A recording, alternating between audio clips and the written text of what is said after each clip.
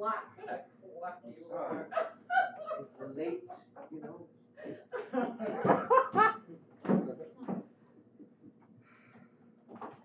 What a dump. Hey, what's that from? What a dump. How would I know what that's from? Oh, come on. What's it from? You know. I thought, What's it from, for Christ's sake? what's what from? I just told you. I just did it. What a dump. What's it from, huh? I haven't the faintest idea what that's from. Dumb Bell. It's from some goddamn Betty Davis picture. Some goddamn Warner Brothers epic. I can't remember every single picture that Warner No Brothers... one's asking you to remember every single goddamn Warner Brothers epic. Just one single little epic. Betty Davis has peritonitis at the end. And she has this big black fright wig she wears all through the picture. And she's got this peritonitis and she's married to Joseph Cotton or something. Somebody.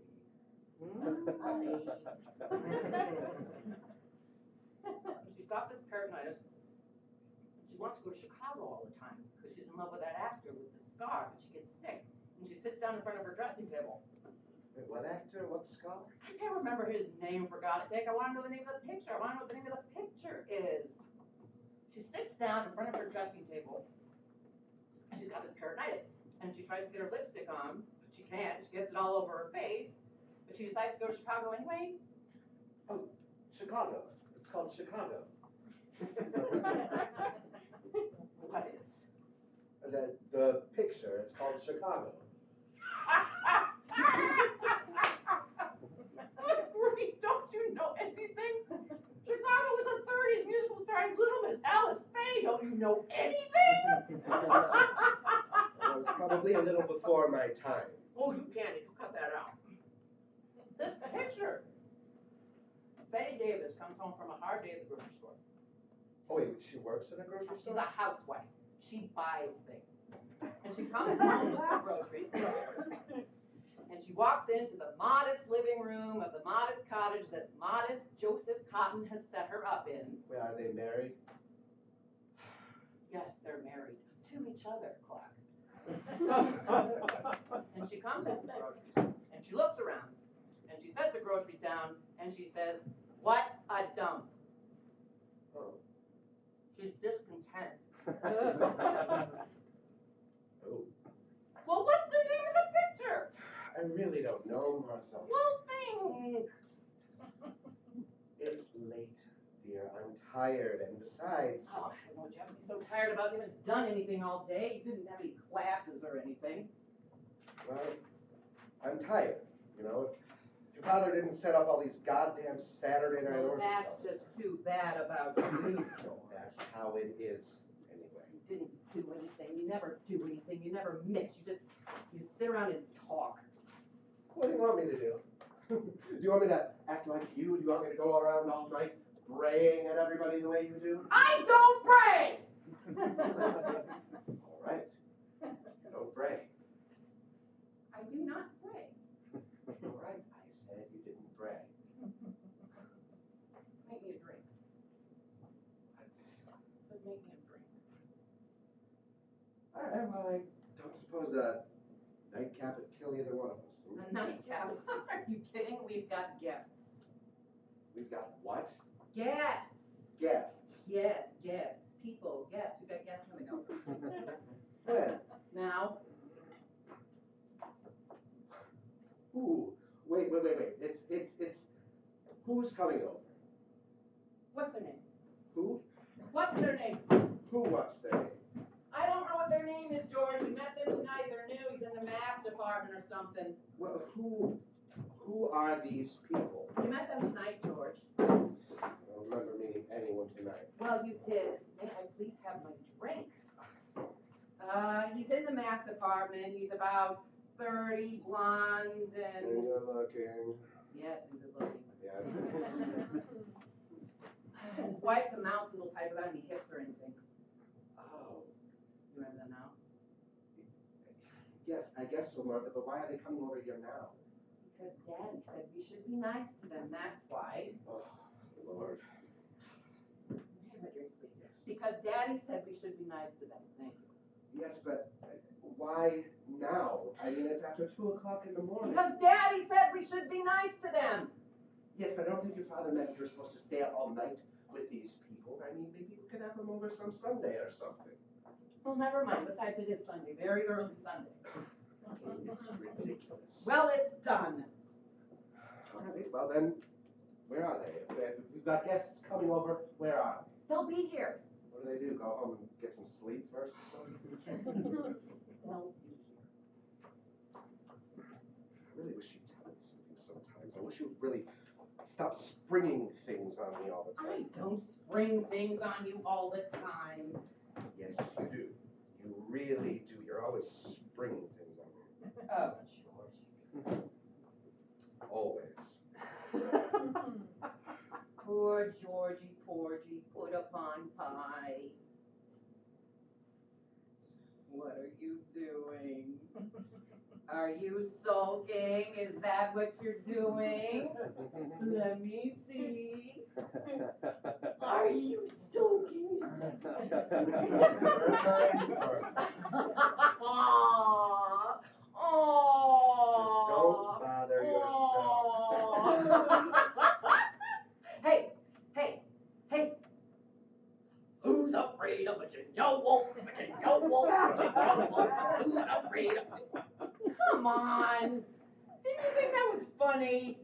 I thought that was a scream, a real scream. Come on, you didn't like it? It was all right, Martha. You laughed your head off when you heard it at the party. I smiled. I didn't laugh my head off. I smiled, you know. It was all right. You laughed your goddamn head off. It was all right. It was a scream. It was very funny, yes.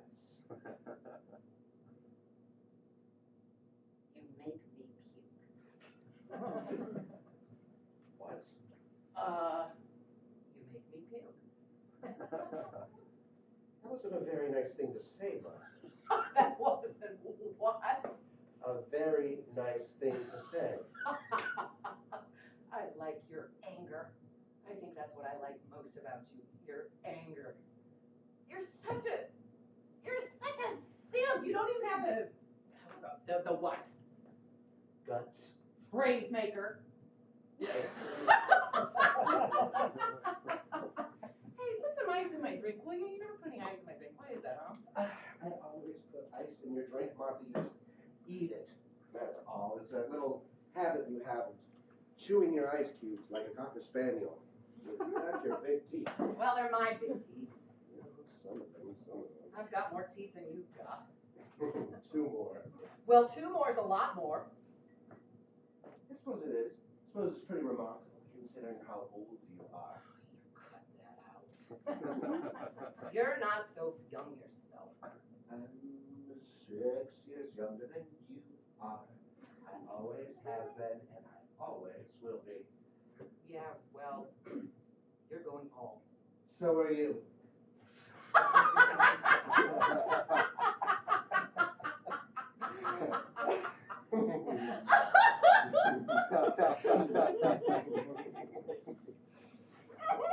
Hello, honey. Heather, come here and give your mommy a big sloppy kiss. I want a big sloppy kiss. I don't want to kiss you, Martha.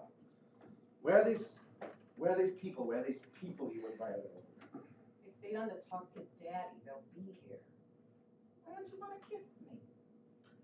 Well, dear, if I kissed you, I'd get all excited. I'd get all beside myself, and then I'd have to take you by force right here on the living room rug. And then your little guests would walk in and just think what your father would say about that. You pig. Oink, oink.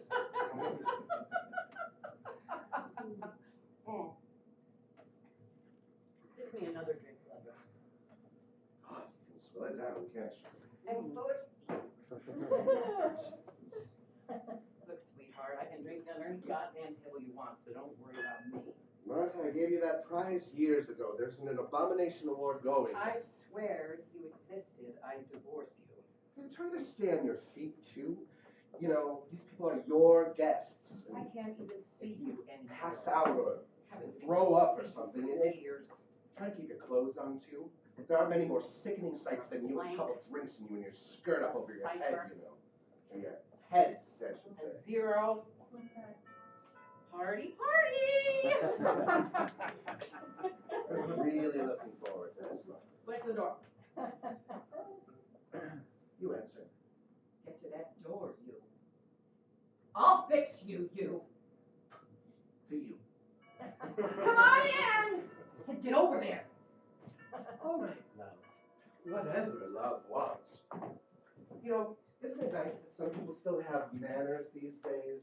They don't just come barging into other people's houses, even if they do hear some, subhuman monster yowling at them from the inside. Fuck yeah!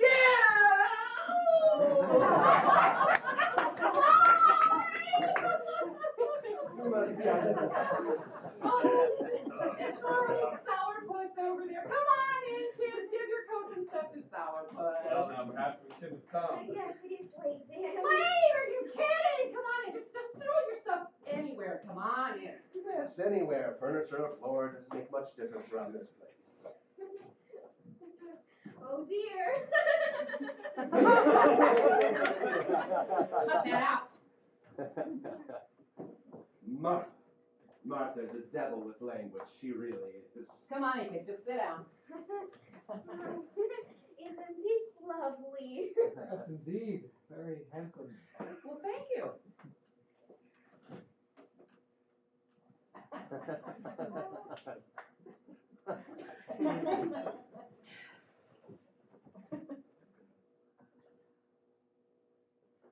Who did he? Oh, that's by, Some Greek with a mustache that Martha attacked one night.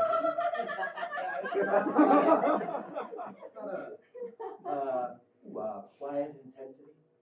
Oh, well, no. It's... Oh, well, then maybe a noisy, relaxed quality then. No. What I meant Well, was... how about a quietly noisy, relaxed intensity? Dear, you're being joshed. I'm aware of that. I am sorry. What it is, actually, it is a pictorial representation of the order of Martha's mind. the kids a drink, George. What do you want, kids? What do you want to drink, huh? Honey, what would you like? Oh, I don't know, dear. A little brandy, maybe. Never mix, never worry. Brandy? Just brandy? Simple. Simple. And what about you? Bourbon on the rocks, if you don't mind. Mind? I don't mind. I don't think I mind. And Martha, rubbing alcohol for you? Sure. Never mix, never worry. Martha's tastes in liquor have come down, simplified over the years, crystallized. Why, back when I was courting Martha, well, I don't know if that's exactly the right word for it, but back when I was courting Martha... Screw, sweetie. At any rate, back when I was courting Martha, she'd order the damnedest things. You wouldn't believe it. We'd go to a bar, a whiskey, beer, and bourbon bar, and what she'd do would be she'd sort of screw up her face and think real hard and come up with brandy Alexanders or creme de cacao frappes or gimlets, flaming punch bowls, 7-layer liqueur things. They were good. I liked them. Real ladylike little drinks. Where's my rubbing alcohol? But the years have brought to Martha a sense of the essentials, the knowledge that creme is for coffee, lime juice for pies, and alcohol, pure and simple. Here you are, Angel, for the pure and simple. For the mind's blind eye, the heart's ease, and the liver's craw, down the hatch fall. Cheers, dears. You have a poetic nature, George. The Dylan Thomas equality that gets me right where I live. Vulgar girl. And with guests here. Hey, who's afraid of Virginia Woolf? Virginia Woolf, Virginia Woolf. Who's afraid of Virginia Woolf? Oh, it's so funny. Oh, it's funny. Yes, yes, it was. I really did. George didn't like it. George didn't think it was funny at all. Lord, Martha, do we really have to go through this again? I'm trying to shame you into a sense of humor, Angel, that's all. Martha doesn't think I laugh loud enough. Martha thinks that, as she demurely puts it, that unless you bust a gut, you aren't amused. Unless you carry on like a hyena, you aren't having any fun. Oh, I certainly had fun. It was a wonderful party. Yes, it certainly was. Oh, and your father, he's marvelous. Yes, I he is. tell you. He's quite a guy, isn't he? Quite a guy. Yeah, you better believe it. All right. I mean, I'm not trying to tear him down. I mean, he's a god. We all know that. You lay off my father. Yes, dear. It's just as when you've been to as many of these faculty parties. I rather appreciated it. I mean, aside from enjoying it, I appreciated it, you know? When you're new at a place, meeting everyone, getting introduced around, getting to know some of the men. When I was teaching in Kansas, You won't believe it, but we had to make our way all by ourselves. Isn't that right, dear? Yes, We it is. had to make our way all by ourselves. I had to go out twice at the library or the supermarket and say, "Hi, I'm new here. You must be Mrs. So-and-so, Dr. So-and-so's wife." It wasn't very nice at all.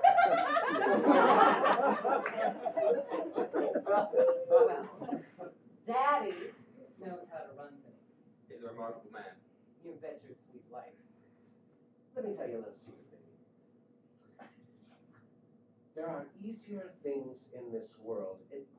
If you happen to be teaching at a university, there are easier things than being married to the daughter of the president of that university. There are easier things in this world. It should be an extraordinary opportunity. For some men, it would be the chance of a lifetime. There are, believe me, easier things. Well, I can understand how that might make for some awkwardness, perhaps. Some men would give their right arm for the chance. Alas, Martha, in reality it works out that the sacrifice is usually of a more private portion of the event. I wonder if you could show me where the... Martha? Are you all right? Oh, yes, dear. I just have to put some powder on my nose. Martha? Won't you, show her where we keep the euphemism? Oh, sure, sorry. Oh, come on, I want to show you the house. Oh, no, I wonder if you could... You want to wash up? Yeah, just you come along with me. You two do some man talk for a while. We'll be right back, dear. Honestly, George, you burn me up. All right. You really do, George. Okay, just trot along. Okay. Vanish. Come on. Vanish. So, what'll it be? Oh, I don't know. 6 bourbon, I guess. That what you were drinking over at Parnassus? Over at... Parnassus. I don't understand. Skip it. One bourbon. Thanks.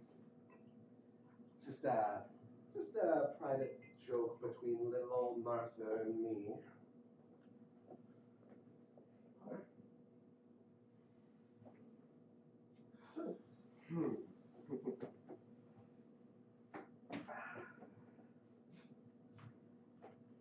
So you're in the math department, huh? No. No. Martha said you were. I think that's what she said. What made you decide to be a teacher? Oh, well, the same things that motivated you, I imagine. What were they? I said, what were they? What were the things that motivated me? Well, I'm sure I don't know. But you just got done saying that the same things that motivated you were the same things that motivated me. I said I imagined they were. Oh. Did you?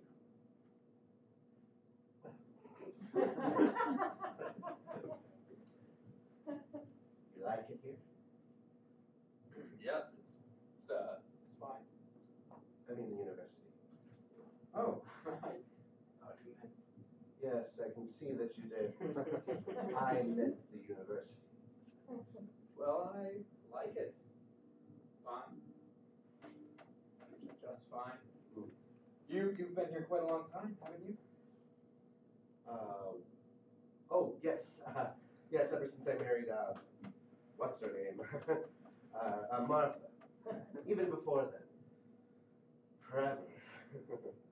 Dashed hopes and good intentions.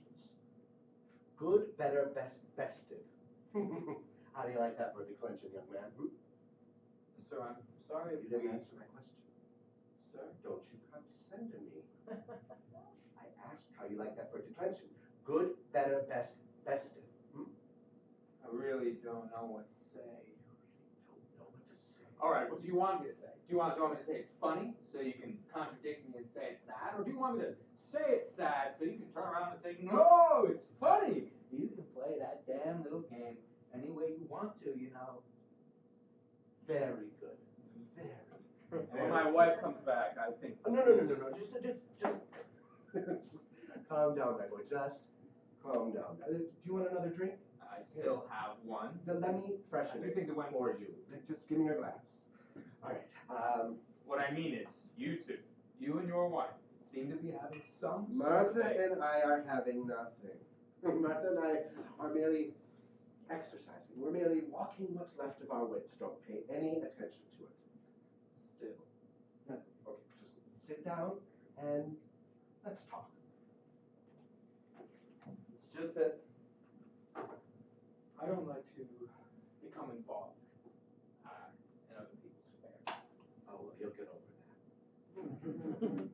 Small college and all. You know, musical beds is the faculty sport around here. Sir?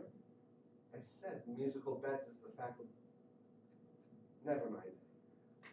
I really wish you wouldn't go sir like that, the way you do with the question mark at the end of it.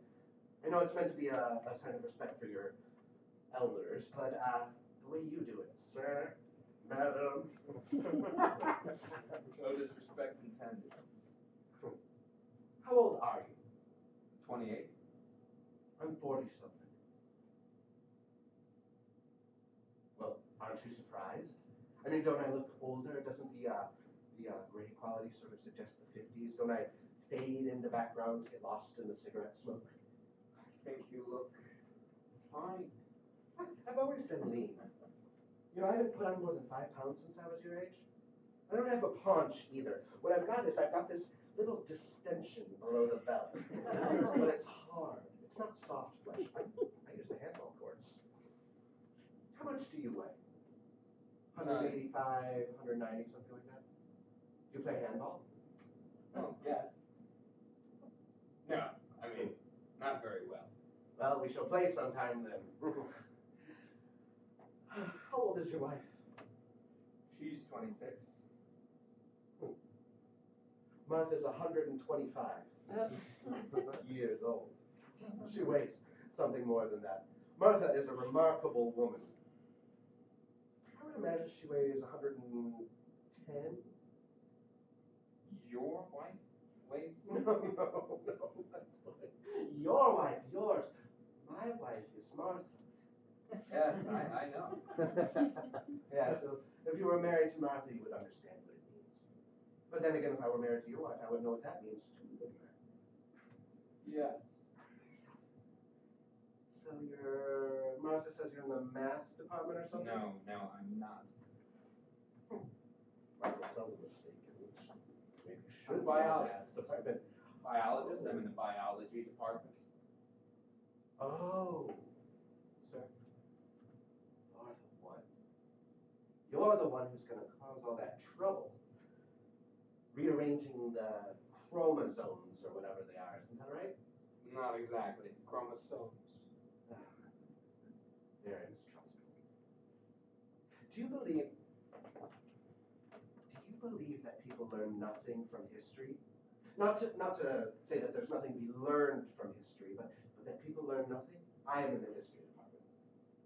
Well? I'm a doctor. AV, MA, PhD. Abmafid. Abmafid is variously described as a wasting disease of the frontal lobe and as a wonder drug.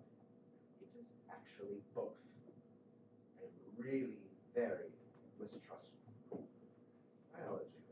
You know, I've read that science fiction isn't really fiction at all. You people are trying to rearrange my genes so that everybody will be like everybody else. Now, I won't have that. It'd be a shame. I mean, look at me. Is it really such a good thing if everybody is 40-something and looks 55? You didn't answer my question about history. Oh, this genetic business that you're talking about? Oh, yes. Yes, it is very, very upsetting, very disappointing. History is a great deal more disappointing. I am in the history department. Yes. Yes, you told me. Yes, I know that I told you. I shall probably tell you several more times. Martha reminds me often that I am not the history department, that I'm in the history department in the sense of running the history department. I do not run the history department. Well, I don't run the biology department. Well, you're 21. 28. 28. Well, maybe when you're 40-something and you look 55, you will run the history department. Biology.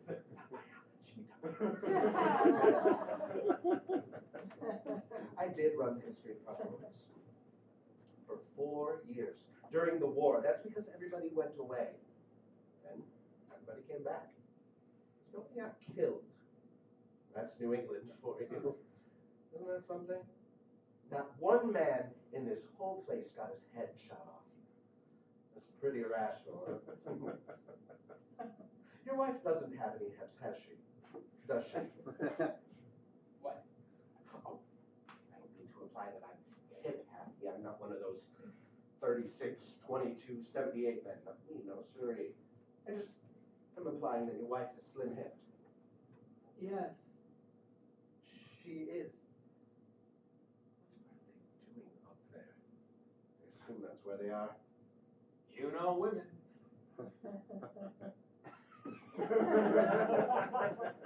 Not one son of a bitch got killed.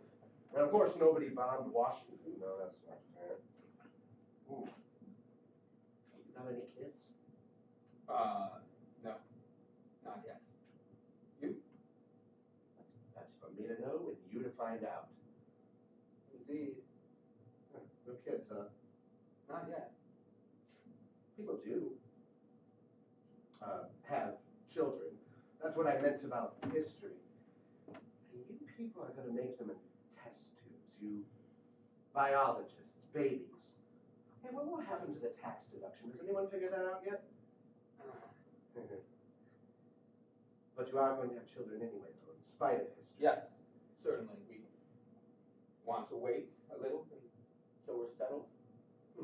And this is your heart's content, your Illyria, Penguin Island, Gomorrah. I think you'll be happy here in New Carthage. I hope we'll stay here. Yeah, well, every definition has its boundaries. I mean, it isn't a bad college, yes. I mean, it isn't MIT, it isn't UCLA, it isn't the Sorbonne. It isn't Moscow U either, for that matter. I don't mean forever. Well, don't you let that get bandied about. The old man wouldn't like it. Martha's father expects loyalty and devotion from his staff. I was going to use another word. Martha's father expects his staff to cling to the walls of this place like the ivy, to come here and grow old, to fall in the line of service. One man, a professor of Latin and elocution, actually fell in the cafeteria line one lunch. He was buried, as many of us have been, and many more of us will be, under the shrubbery around the chapel. I have been told, and I have no reason to doubt this, that we make excellent fertilizer. But the old man isn't going to be buried under the shrubbery, because the old man isn't going to die.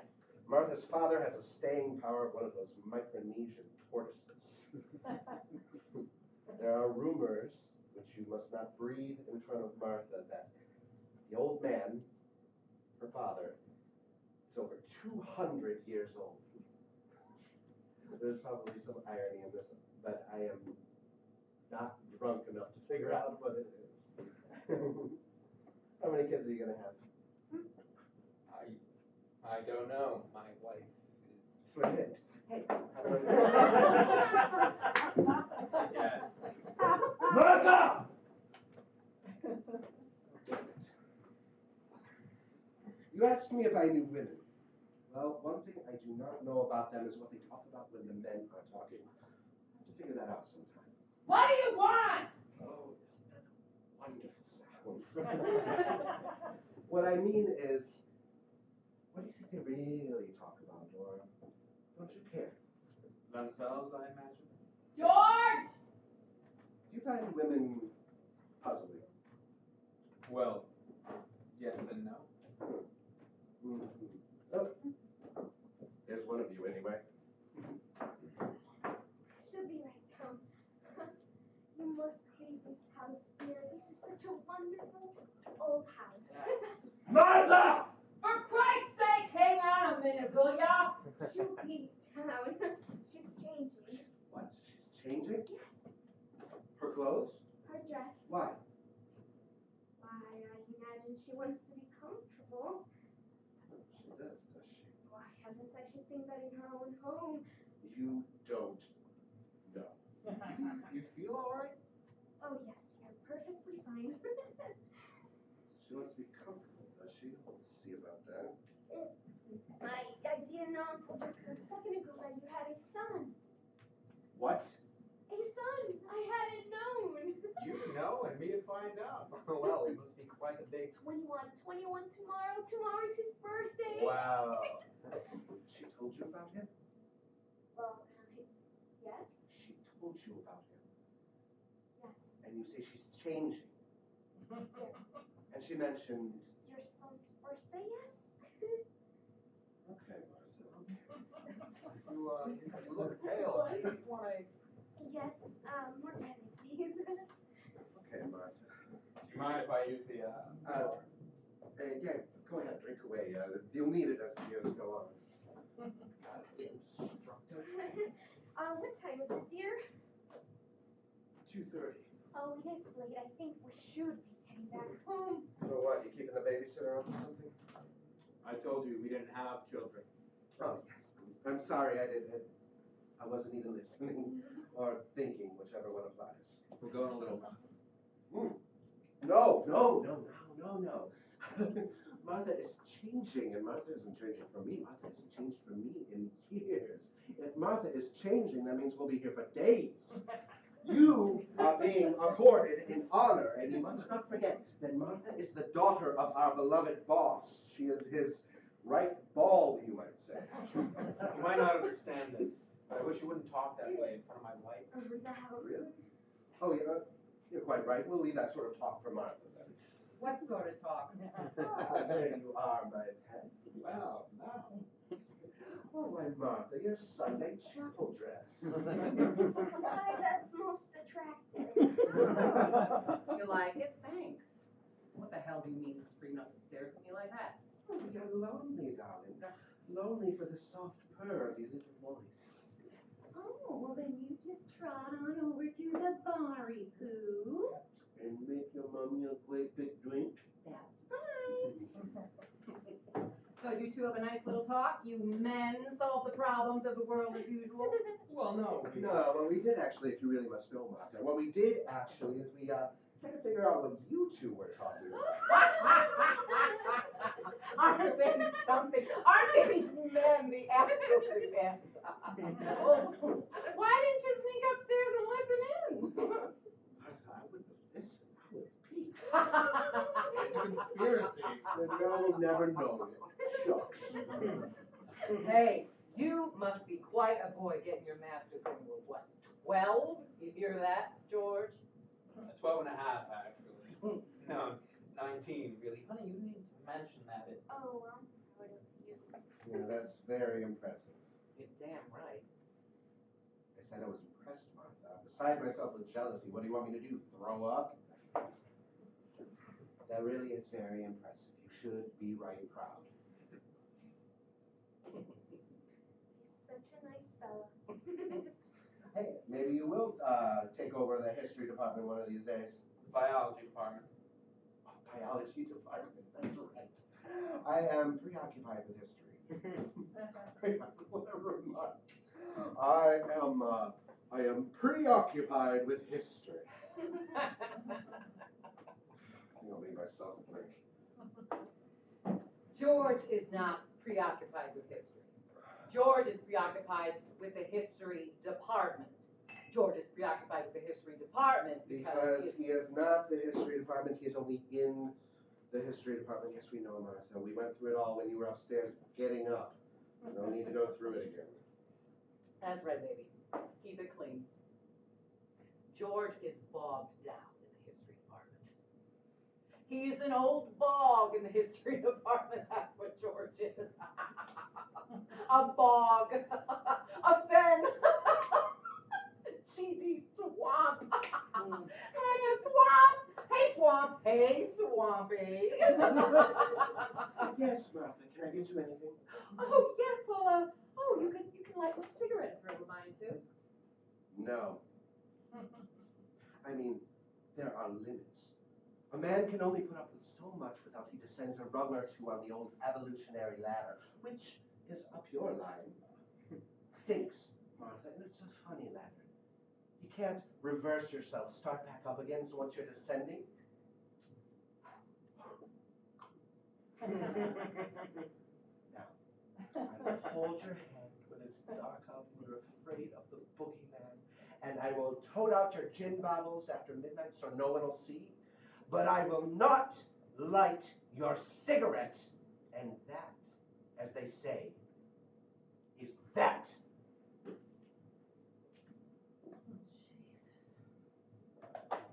Hey, you played football, huh? Oh yes. Yes, I was a quarterback. But I was much more adept at boxing. Boxing? You hear that, George? Yes, Martha. He must have been pretty good at it. You don't think he got hit in the face at all. Oh, yeah.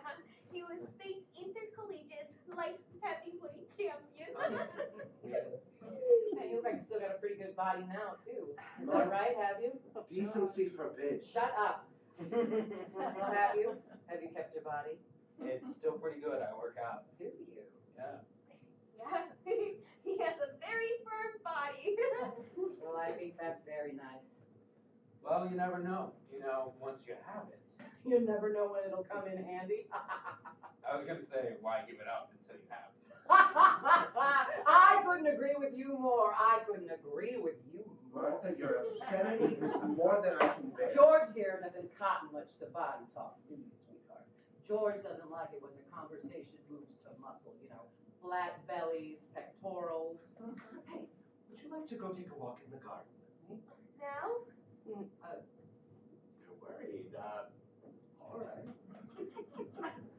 Paunchy over there doesn't like it when we get to muscle. How much do you weigh? 185, 190. Still, the old light heavyweight limb day, that's pretty good. Hey, George, tell him about the boxing match we had. Christ! Go on, George, tell him about it. You tell him, Martha, you're good at it. Oh. Is he all right? Him? Oh, sure. George and I, Lord, we had this boxing match, 20 years ago, a couple years after we got married. A boxing match, the two of you? Really? Yes, the two of us, really. I can't imagine it. Well, like I said, it was 20 years ago.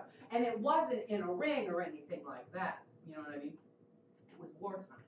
And Daddy was on this physical fitness kick. Daddy's always admired physical fitness, says a man is more than just a brain, he's got a body too, and it's his responsibility to keep them both up, And says that the brain can't work unless the body's working too. Well, that's not exactly. Well, maybe that isn't what he said, but something like that. Anyway, it was wartime, and Daddy had the idea that all the men should learn how to box, self-defense. I suppose the idea was if the Germans landed on the coast, that the whole faculty would go out and punch them to death or something. There's probably more principle in it.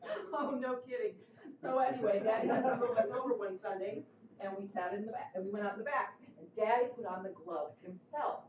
Daddy is a strong man. You know. Yes. And Daddy asked George to box with him.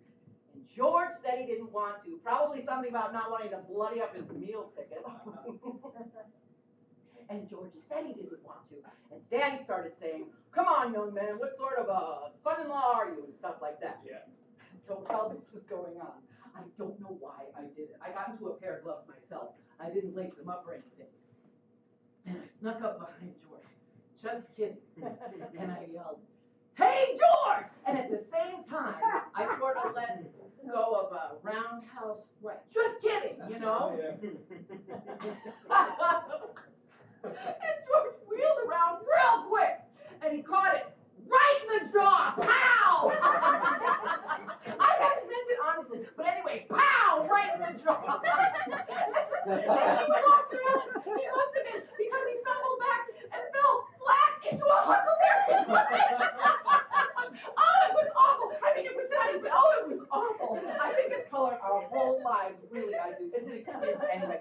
It's an excuse he uses for why he's bogged down, why he hasn't gone anywhere. And it was an accident, a real goddamn accident. Pow! You're dead. Pow! You're dead.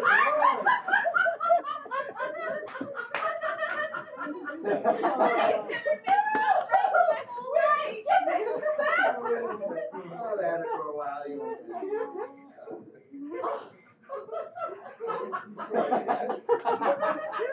You like that, did you? Yeah, that was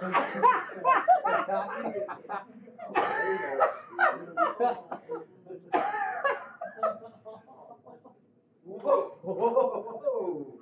So that's what you're after. What are we going to have? Blue games for the guests? you prick. Everything in its own good time, Martha. Everything in its place. Sure, it goes back in like this. See? Oh, that's damn clever. Drinks now. Drinks for all. I think I need a little something. Japanese? I've never been so frightened in my whole life. Weren't you frightened for just a second? I don't remember. Oh, I bet you were. You really think I was going to kill you, Martha? You kill me? That's a laugh. Well, I might. Someday. Fat chance. Where's the John? Oh, it's through the hall there and down to your left. Oh, don't you come back with any guns now. No. You don't need any props, do you, baby? Uh-uh. I'll bet not. No fake gun for you, eh? Mind if I leave my drink here? Sure, why not? Got half-filled glasses all over the place, wherever Martha forgets she left them. On the linen closets, on the edge of the bathtub. I found one in the freezer one time. You did not. Yes, I did. You did not. Yes, I did. Hey, Randy doesn't give you a hangover? Oh, I never mix. Then again, I don't drink much either. That's nice.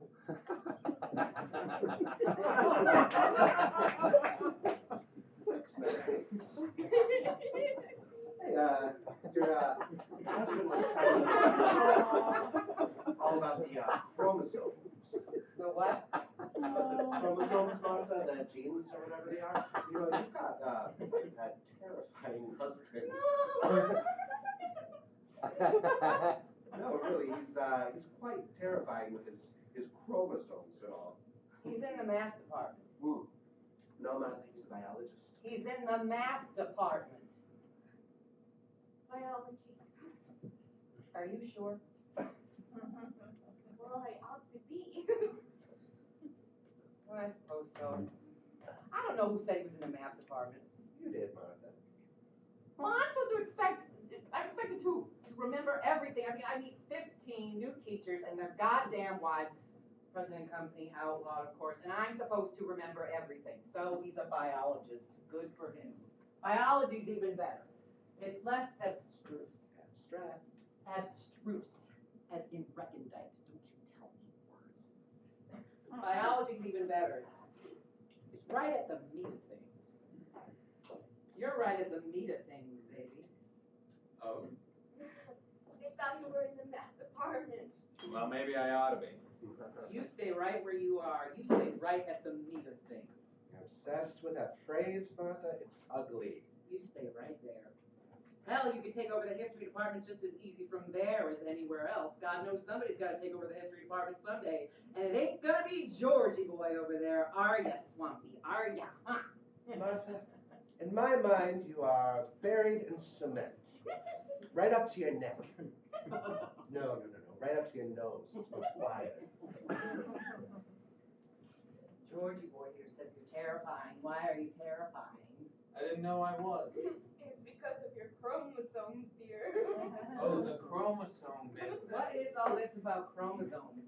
Well, chromosomes are... I know what chromosomes are, sweetie. I love Well then. Martha eats them for breakfast. She sprinkles them on her cereal. It's really very simple, Martha. This young man here is working on a system whereby chromosomes can be altered. Oh, not by himself. I'm sure he has one or two co-conspirators. The genetic makeup of a sperm cell changed, reordered, to order, actually, for hair and eye color, stature, potency, I imagine, hairiness, features, health, and mind. Most importantly, mind. All imbalances will be corrected, sifted out. The propensity for various diseases will be gone. Longevity assured. We will have a race of men, test tube bred, incubator born, superb and sublime. How exciting. But everyone will tend to be rather the same, alike. Everyone, and I'm sure I'm not wrong here, will tend to look like this young man here. That's not a bad idea. All right now. It will be, on the surface of it all, very pretty, rather jolly, but there will be a dank side to it too. A certain amount of regulation will be required for the experiment to succeed. A certain amount of sperm tubes will need to be cut. Millions upon millions of them. Millions of tiny little slicing operations right on the underside of the scrotum, which will ensure the sterility of the imperfect, the ugly, the stupid, the unfit. And with this, in time, you will have a race of glorious men. You will not have, likely, much music, much painting, but we will have a civilization of men, smooth, blonde, and right at the light heavyweight limit. Aww. There will be a certain loss of liberty, I imagine, as a result of this experiment, but diversity will no longer be the goal. Cultures and races will disappear. The ants will take over the Are you world. finished? And I, naturally, am quite rather opposed to all this. History, which is my field, history of which I am one of the most famous bards, will lose all of its glorious variety and unpredictability. And with me, the surprise, the multiplexity, the sea-changing rhythm of history will be eliminated. There will be order and constancy, and I am unalterably opposed to it. I will not give up Berlin. You'll give up Berlin, sweetheart. You're going to defend it with your paunch. See what Berlin has to do with anything. There is a saloon in West Berlin where the bar stools are 5 feet high. The earth, the ground is so far below you. I will not give up things like that. No, I won't. I will fight you, young man. One hand on my scrotum, to be sure, but with my free hand, I will battle you to the death. Bravo. That's right. And I am going to be the wave of the future. You bet you are, baby. I don't see when you want to do any of those things here. You never told me. God's sake. Oh.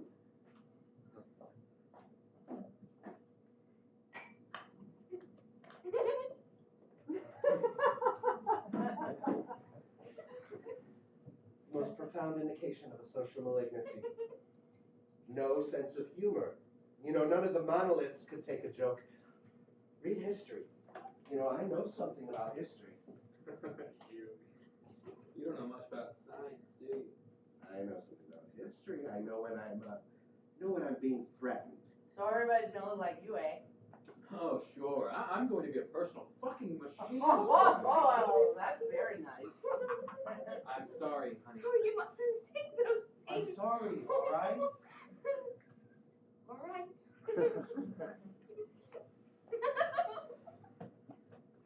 Winnie's yours. Something about your son. Son.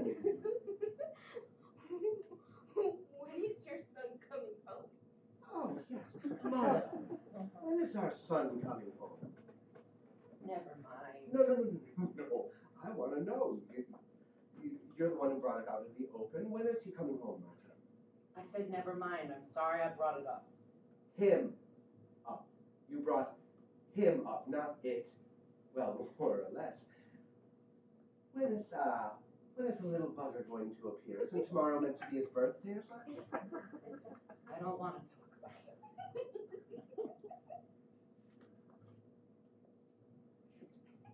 I don't want to talk about it. I bet you don't. Martha's sorry she brought it up. Him. Martha doesn't want to talk about him. It. When's the little bugger coming home? Yes, Martha. Since you had the bad taste to bring it up in the first place, when is the little bugger coming home? George talks disparagingly about the little bugger because he's got problems. The little bugger's got problems? What problems has the little bugger got? Not the little you stop calling him that. You've got problems. Never heard of anything more ridiculous in my life. Neither have George's biggest problem with our son, with our great big son, is that deep down in the private most pit of his gut, he isn't completely sure it's his own kid. My God, you are a wicked woman. And I've told you 1,000,000 times, baby, I wouldn't conceive with anybody but you. You know that, baby. Deeply wicked person. I'm not sure that this is. Martha's lying. I just want to let you know that right now. Martha is lying. There are very few things in this world that I am sure of. National boundaries, the level of the oceans, practical morality. None of these things would I stake my stick on anymore. But the one thing in this whole sinking world that I am sure of is my partnership. My chromosomological partnership in the creation of our blonde-eyed, blue-haired son. I'm so glad. That was a very pretty speech, George. Thank you, Martha. You rose to the occasion good, real good. Well, real well. Martha knows. She knows better. I know better. I've been to college like everybody else. Martha been to college. Martha been to convent when she were a little twig of a thing, too. And I was an atheist. I still am. Not an atheist, Martha, a pagan. Martha is the only true pagan on the eastern seaboard. That's nice. Isn't that nice, dear? Yes, wonderful. And she likes to paint blue circles around her things. Sometimes. You want to see? Oh, tut, tut, tut. Oh, touch yourself, you old bluesy. He's not a bluesy. He can't be a bluesy. You're a bluesy.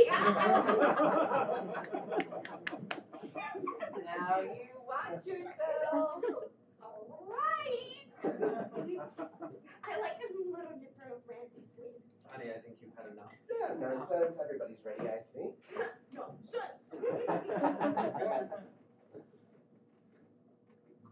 Our son does not have blue hair, or blue eyes for that matter.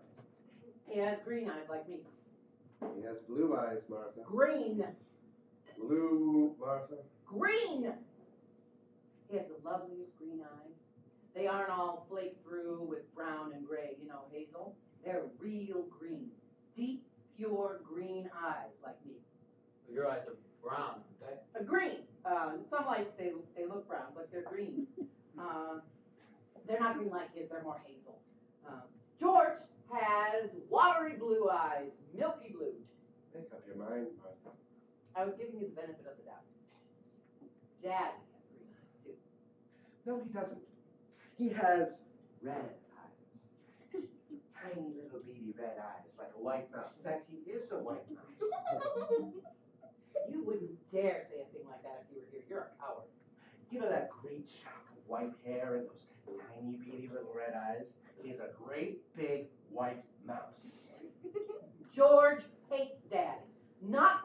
Daddy's done to him, but for his own... Inadequacy. That's right. You hit it right on the snout. Where do you think you're going? You need more booze, Angel. Oh. So go.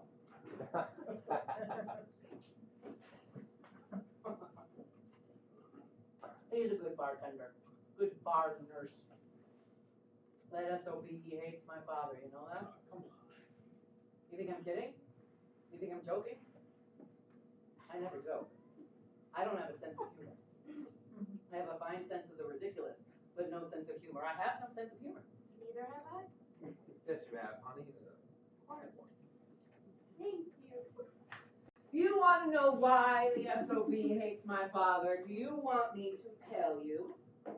I will tell you why the SOB hates my father. Goody. Some people feed on the calamities of others. They do not. Just shut up over me. All right.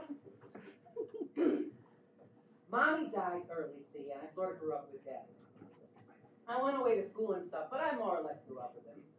Jesus, I admired that guy. I worshipped him. I absolutely worshipped him. I still do. And he's rather fond of me, too, you know? We had a real rapport going, a real rapport. Yeah, yeah.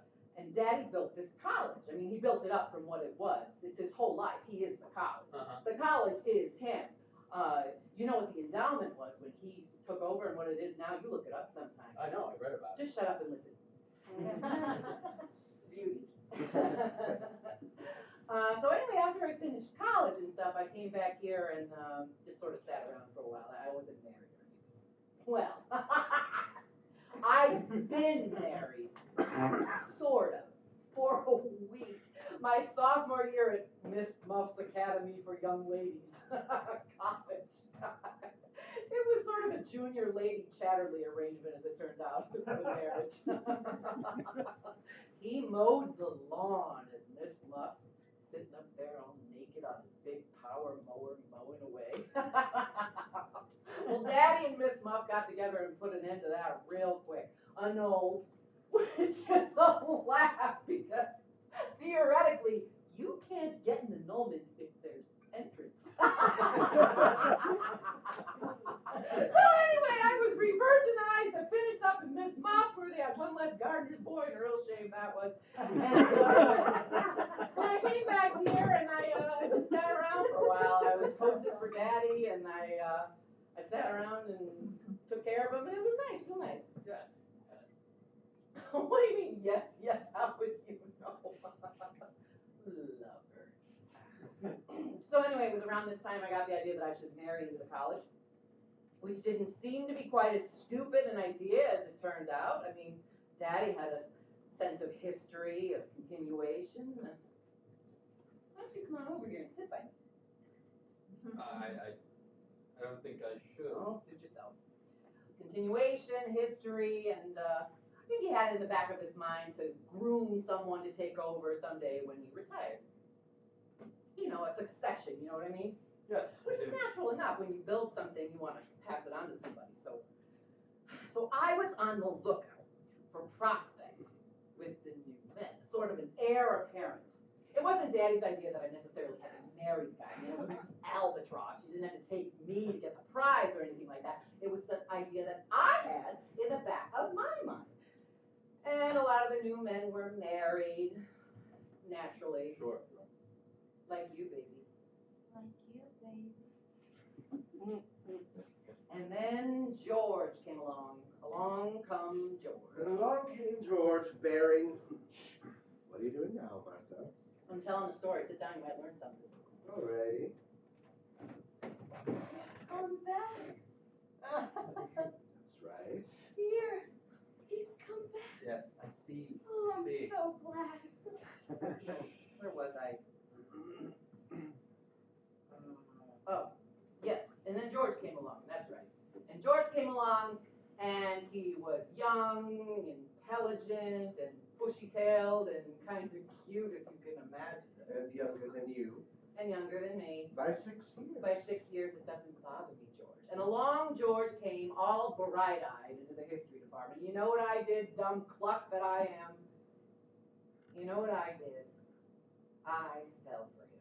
Oh, yes, she did. You should have seen it. She would sort of sit outside of my room at night on the lawn and sort of claw at the turf and howl. I couldn't work.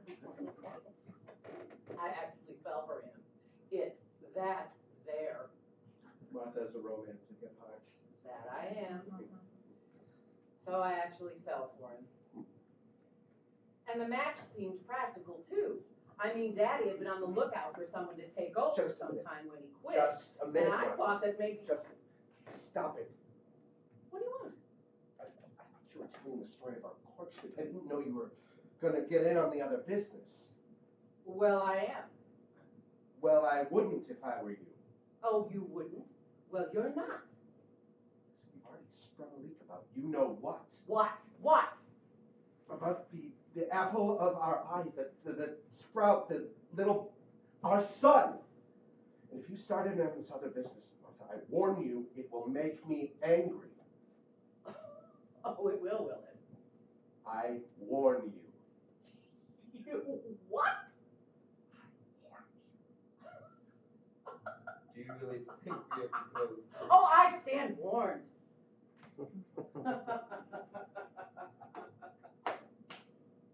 So anyway, I married the SOB and I had it all planned out. He was the groom. He was going to be groomed. He was going to take over someday. First, he'd take over the history department. And then when Daddy retired, he'd take over the college. That's the way it was supposed to be. You getting angry, baby? That's the way it was supposed to be. Very simple. And Daddy seemed to think it was a pretty good idea, too, for a while. Until he watched for a couple of years. You getting angrier? Until he watched for a couple of years and started to think that maybe it wasn't such a good idea after all. That maybe Georgie boy here didn't have the stuff. That he didn't have it in him. Stop it, Martha! The hell I will. See, George didn't have much push. He wasn't particularly aggressive. In fact, he was sort of a flop. A great, big, fat flop. Stop it, Martha!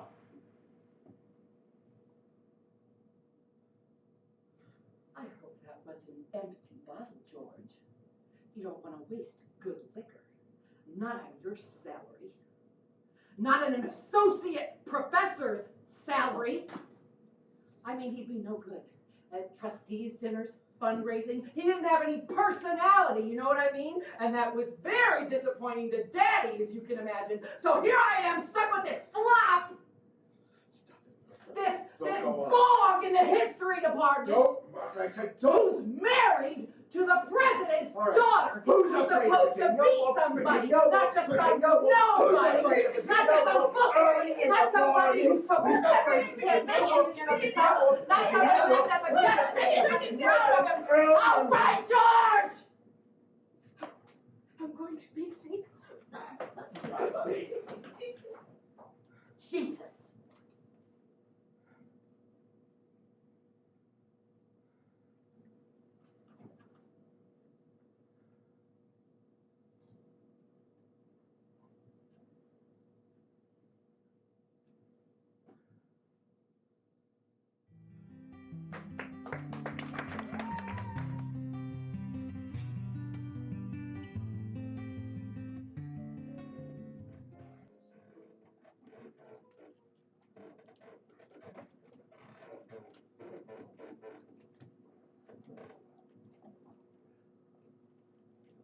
I guess she's all right.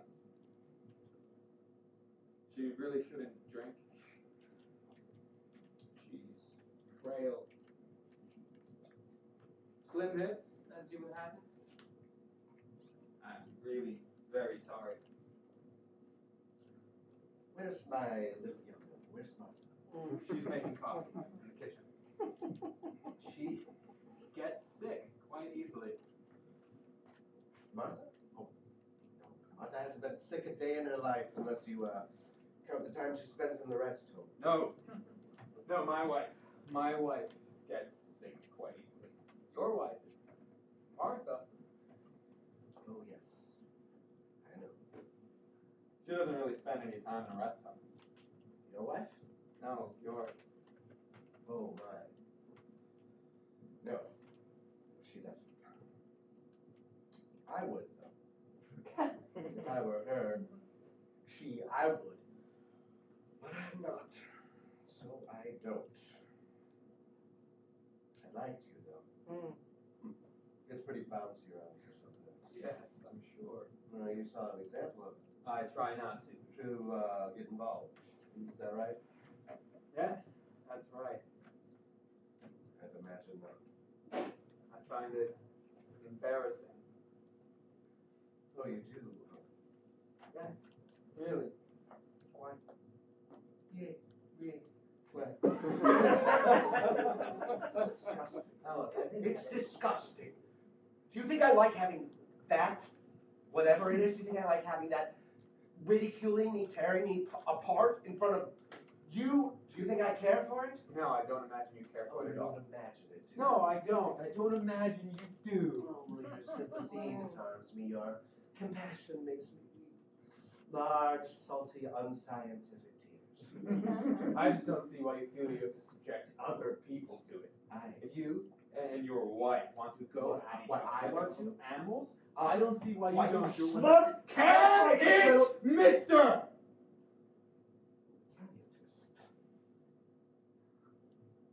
I've never hit an older man. Oh, no. You just hit younger men, children, women, birds. No, you're quite right. I'm sure it isn't the prettiest spectacle, seeing a couple of middle-aged types hacking away at each other, all red in the face and winded, missing half the time. You two don't miss. You two are pretty good. Impressive things impress you, don't they? You're easily impressed, sort of a pragmatic idealism. No, it's that sometimes I can admire things that I don't admire. Now, flagellation isn't my idea of good times, But you can admire a good flagellator, a real pro. Yeah.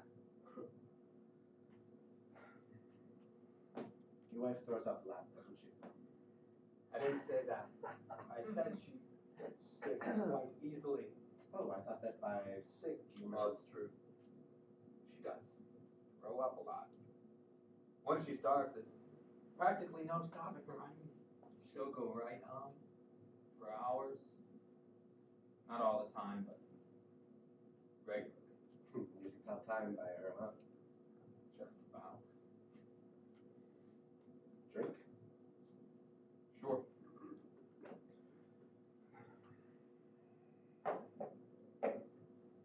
I married her because she was pregnant. But I thought you didn't have any children. When I asked, you said... She wasn't.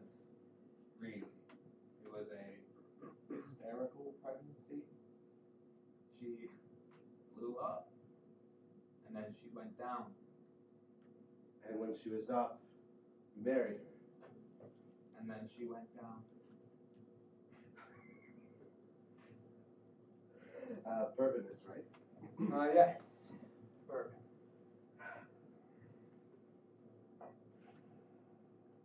When I was 16 and going to prep school back during the Punic Wars, a bunch of us used to go into New York on my first day of vacations before we all fanned off to our homes, and in the evenings we would go to this gin mill that was owned by a gangster father to one of us. This was during the Great Experiment, or Prohibition, as it is more frequently called. It was a bad time for the liquor lobby, but a fine time for the crooks and the cops. And we would go to this gin mill, and we would drink with the grown-ups and listen to the jazz. And one time in the bunch of us, there was this boy who was 15 who had killed his mother with a shotgun some years before. Accidentally, completely accidentally. It without even an unconscious motivation, I have no doubt. Not at all. And this one night, this boy was with us, and we ordered our drinks, and when it was his turn, he said, I'll have Bergen. Give me some Bergen, please. Bergen and water.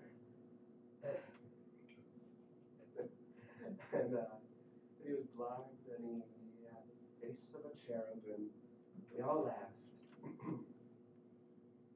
And his cheeks went red, and the color rose in his neck, and we all laughed. And the assistant crook who had taken our order told the people at the next table what the boy had said. And then they laughed, and then more people were told, and the laughter grew, and more people and more laughter, and no one was laughing as much as we were, and none of us as much as the boy who had killed his mother. And soon everyone in the gin mill knew what the laughter was about, and everybody started ordering Bergen and laughing when they ordered it. And soon the laughter became less general, but it did not subside completely, for always at this table or that, someone would order Bergen, and a new area of laughter would rise. We drank for free that night, and we were bought champagne by the management, by the gangster father of one of us. And of course, we all suffered the next day, each of us alone on his train away from New York, each of us with a grown-up's hangover. But that was the grandest day of my youth. Thank you. What happened to the boy who shot his mother? I won't tell you. All right.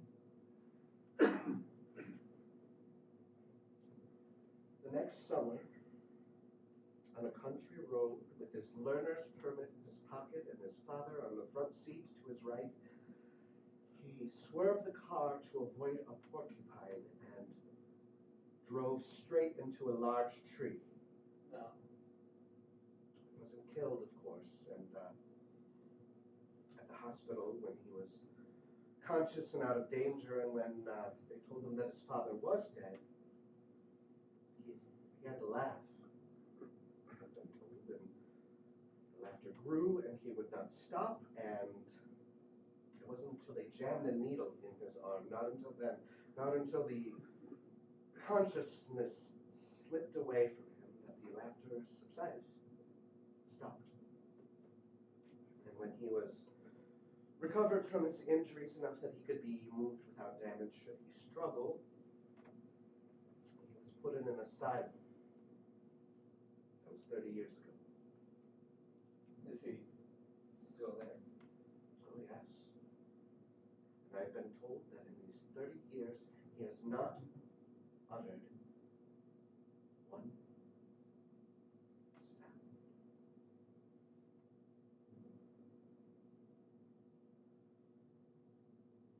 Martha! Martha! I told you she's making coffee. The hysterical wife who goes up and down. Who went up and down? Went no more. No more. Nothing. Saddest thing about men, well, one of the saddest thing about men is how they age, some of them. Do you know what it is with insane people? Do you? The quiet ones? No. They don't change. They don't grow old. They must. But eventually. Probably, yes, but not in the usual sense. They maintain a firm skinned serenity. The underuse of everything leaves them quite whole. Are you recommending it? No. But some things are sad, you know. But you just gotta buck up and face them. That's all. You just gotta buck up.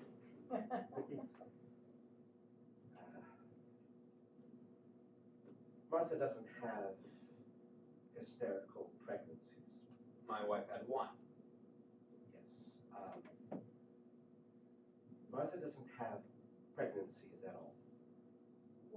No, I don't imagine so now.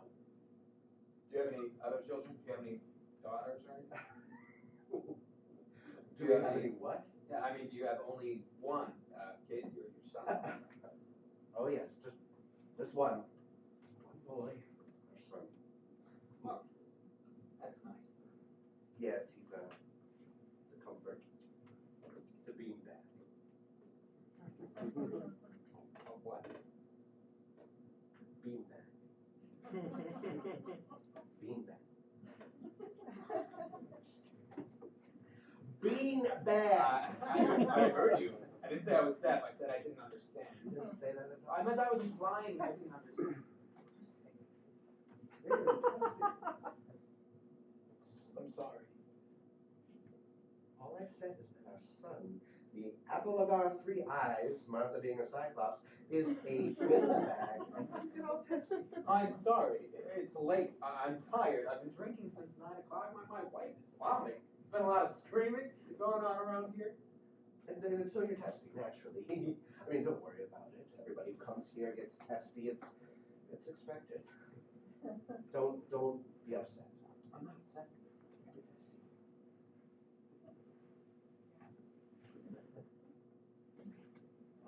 You're testy.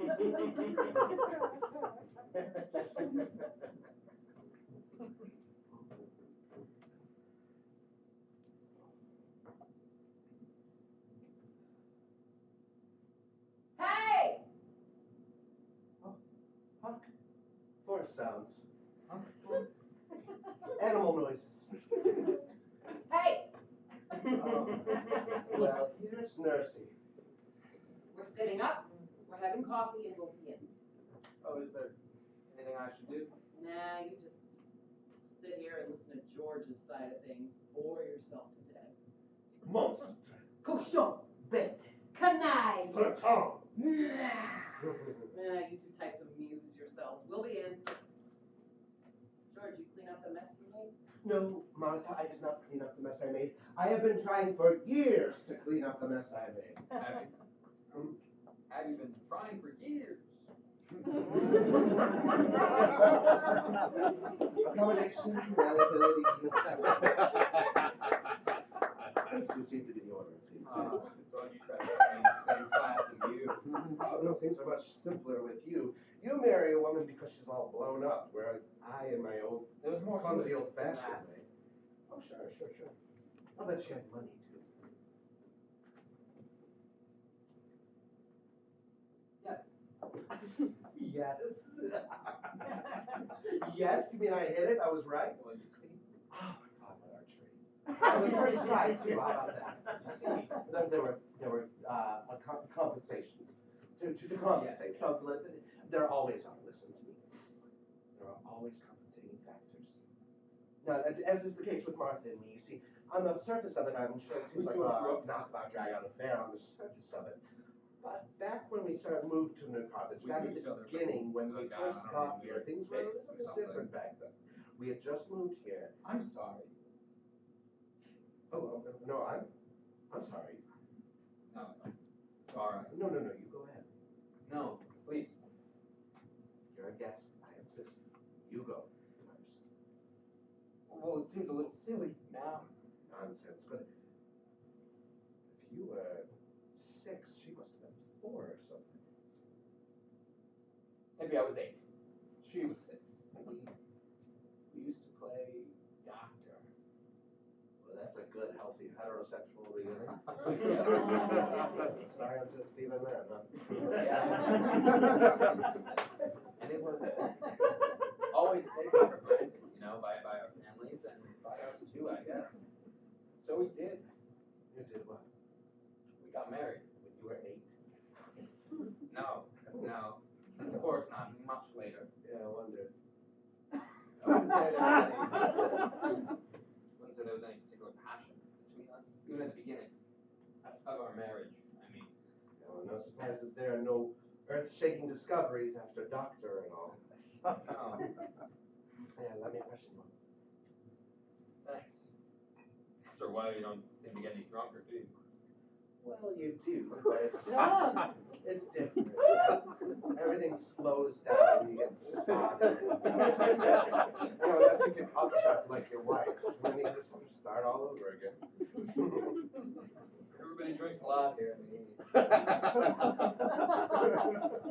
Everybody drinks a lot in the Middle West, too. We drink a great deal in this country. I suspect we'll drink a great deal more, too, if we survive. We should be Arabs or Italians. You know, the Arabs don't drink, and the Italians don't drink much except for on religious holidays. We should live on Crete or something. Well, that, of course, would make us Cretans. So it would. Hey, tell me about your wife's money. Why? Oh, don't. What do you want to know about my wife's money for, huh? I just thought it would be nice. All right, I want to know about your wife's money because I am fascinated by the pragmatic accommodation by which you Wave of the Future boys are going to take over. You're starting again. I'm not.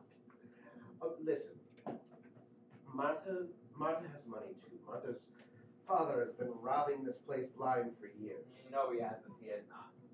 He hasn't? No. All right, well then Martha's father does not have any money and has not been robbing this place blind for years, and neither of them have any money. We were talking about my wife's money, not yours. Okay. Talk. No.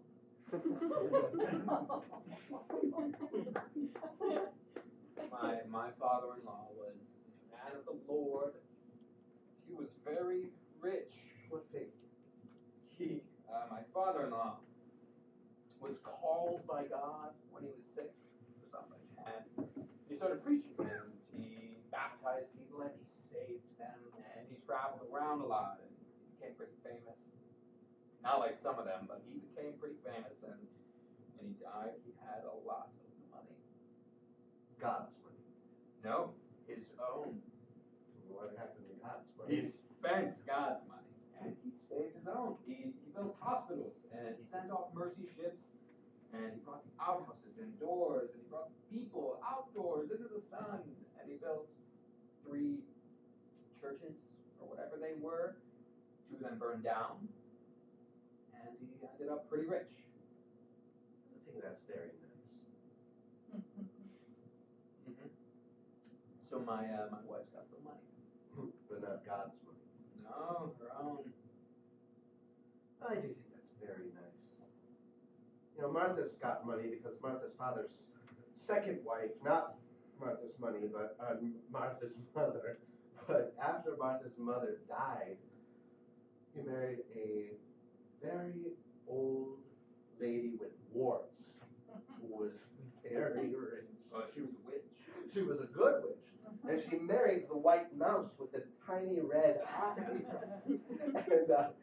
And he must have nibbled on her warts or something, because she went up in a puff of smoke almost immediately. Poof! And all that was left, aside from some more medicine, was a big fat will of peach pie with some for the town of New Carthage, some for the college, some for Martha's daddy, and just about this much for Martha. But maybe my father-in-law and the witch with warts should have gotten together, because he was a mouse too. He was. Sure, he was a church mouse.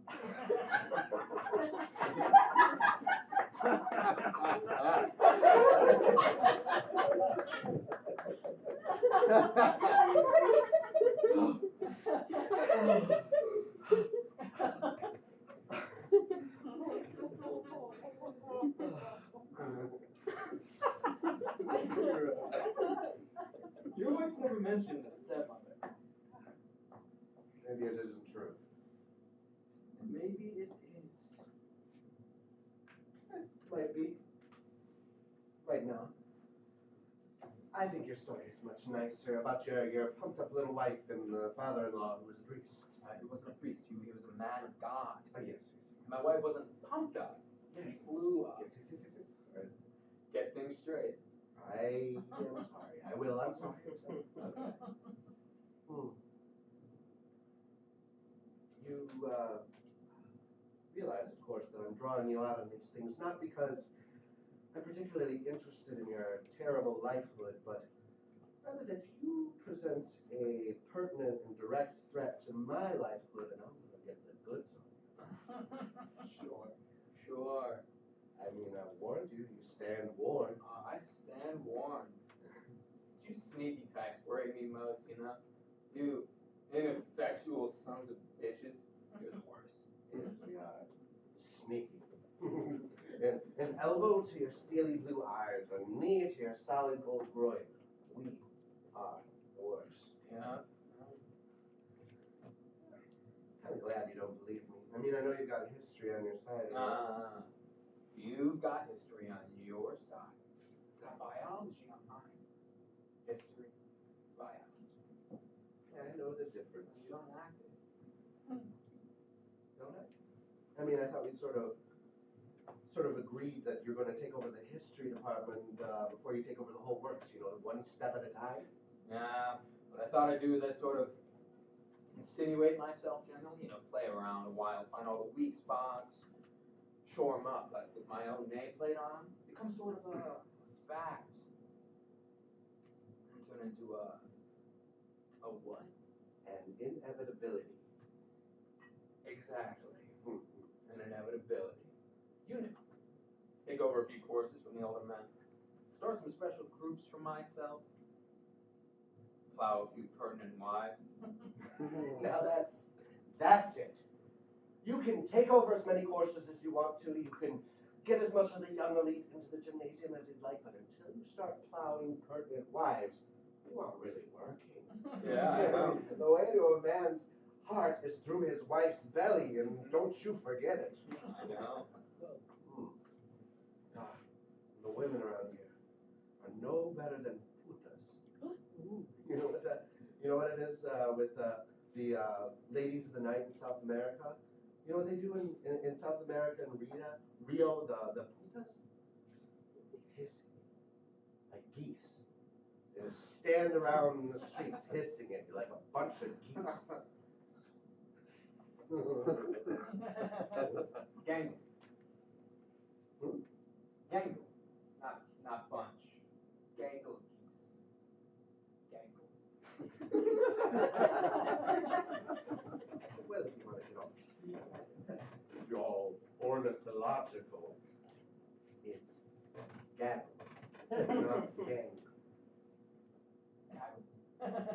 Yes, gaggle.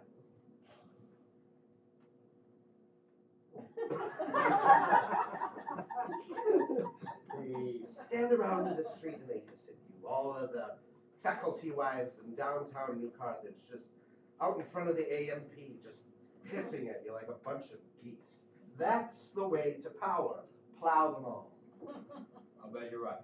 Well, I am. And I'll bet that your wife is the biggest goose in the gang. Gaggle. You. Her father president and all. That's your historic. Again, don't worry about that.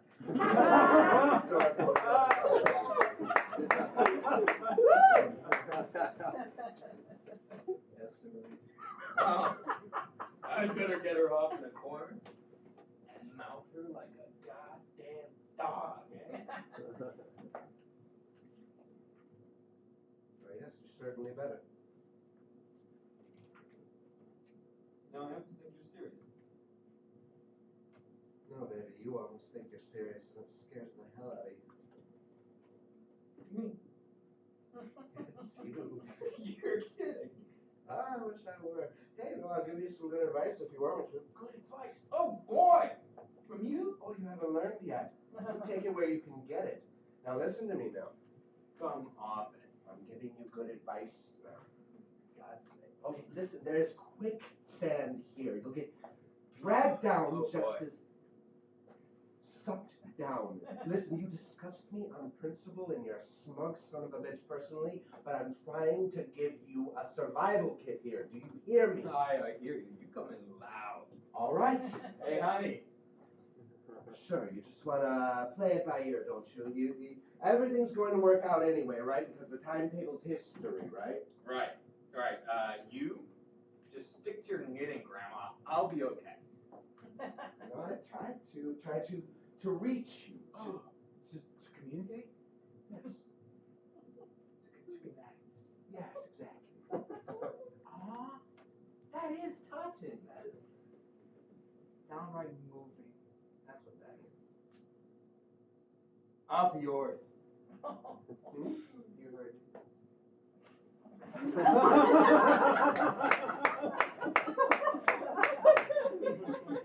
You try to construct a civilization. You try to build a society based on the principles of principle. You endeavor to make political sense out of the natural order of things, morality out of the unnatural order of man's mind. You make government and art and realize that they must be both the same. You take things to the saddest of all points, to the point where there is something to lose. And then, all at once, through the music, through the sensible sounds of men building, attempting, comes the Deepening. What is it? What do the trumpets sound? Up yours. So I suppose there's probably some justice to it after all these years. Up yours. bravo! Woo! Thank you. Here we are, a little shaky, but on our feet. Hi, honey. You bet. A little bit, dear. I better sit down, though. Sure, come on, you sit by me. Thank you, dear. Touching. Well, aren't you gonna apologize? For what, Martha? For making the little lady throw up. What else? I'll make her throw up. Oh, no. You most certainly did. I did not. What do you think? Did Sexy over here? You think he made his own little wife sick?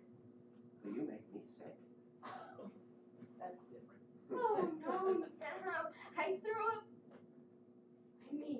I get sick all by myself without any reason. Is that a fact? You're delicate. I have always done it. You're like Big Ben. Watch it. And the doctors say that there is nothing wrong with me organically, Of course there isn't. Why? Just before we got married, I developed some sort of appendicitis. Or everyone thought it was appendicitis. But it turned out to be a false alarm. Get me a drink. George makes everybody sick. Why, when our son was just a little boy, he used to throw up all the time because of George. It got so bad. Whenever George came into the room, he'd start writing and retching. The real reason why our son used to throw up all the time, wife and lover, is nothing more complicated than the fact that he couldn't stand you fiddling at him all the time. He'd breaking into his bedroom with her kimono flying, her liquor breath out, and fiddling at him all the time with his hands all over. Right, and I suppose that's why he ran away from home twice in 1 month. Twice in 1 month. 6 times in 1 year. Our son used to run away from home all the time because he couldn't stand Martha coming at him trying to corner him all the time. I never cornered the son of a bitch in my life. He'd come up to me when I'd come home from work, and he'd come up to me and say, Mama's always coming at me. That's what he'd say. Liar. That's how it was, anyway.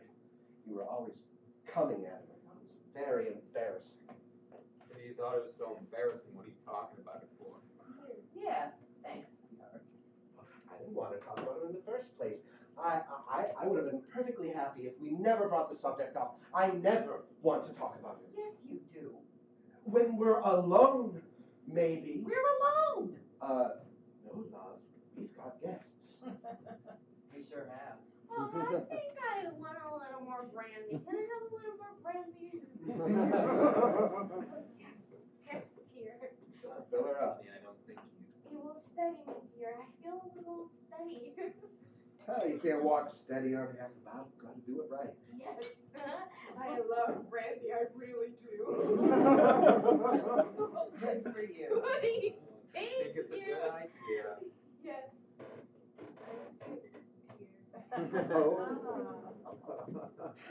So did you two have it out while we were gone? Did George give you his side of things? Bore you to tears, huh? Well, no. No. What we did actually, Martha, is we just sort of danced around. Oh, really cute. I love dancing. You didn't mean that, honey. Well, I didn't think he did. Two grown men dancing? Heavens. You mean it started about how he would have amounted to something if it hadn't been for Daddy? How his high moral sense wouldn't even let him try to better himself? No. No. And he didn't run on about how he tried to publish a goddamn book and Daddy wouldn't let him? Please, No. Martha. A book? What book? Please, just a book. Just a book. Please, Martha. Well, I guess you didn't get the whole sad story. What's the matter, George? You giving up? No, Martha, I just have to figure out a new way to fight you, that's all. Guerrilla tactics, maybe, internal subversion, I don't know. Yeah, well, you figure it out, and you let me know when you do. All right, then. Why don't we dance? I love some dancing. I want some dancing. I want some! I want some dancing. Right, for heaven's sake, we'll have some dancing. I'm so glad. I just love dancing, don't you? Yeah, that's not a bad idea. Gee. I dance like the wind. Yeah. Martha had her daguerreotype in the paper once. About 25 years ago, she won second place in some 7-day dancing contest thing. Biceps all bulging, holding up her partner. Will you put a record on and shut up? All right. How are we going to work this? Mixed doubles? Well, you certainly don't think I'm going to dance with you. No, not with Sexy over here, not with Twinkle Toes over there either. I'll dance with anyone. I'll dance by myself. I dance like the wind. All right, kiddies, choose up and hit the sack.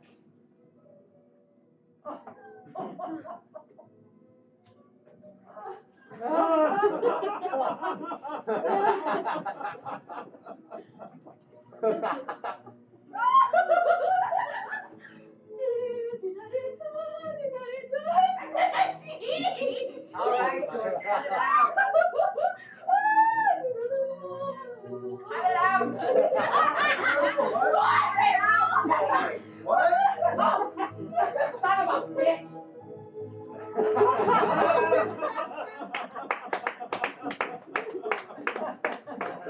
Stop! Why did you stop? Stop that! I thought it was fitting, Mark. Oh, you did. You're always at me when I'm having fun! Why don't Sorry, you choose, honey. Martha? Martha's going to run things. The little lady's going to lead the band. I like to dance, and you don't want me to. I like you to dance. Just leave me alone. Martha's going to put on some rhythm she understands. Sucker du printemps, perhaps? Hi, Sexy.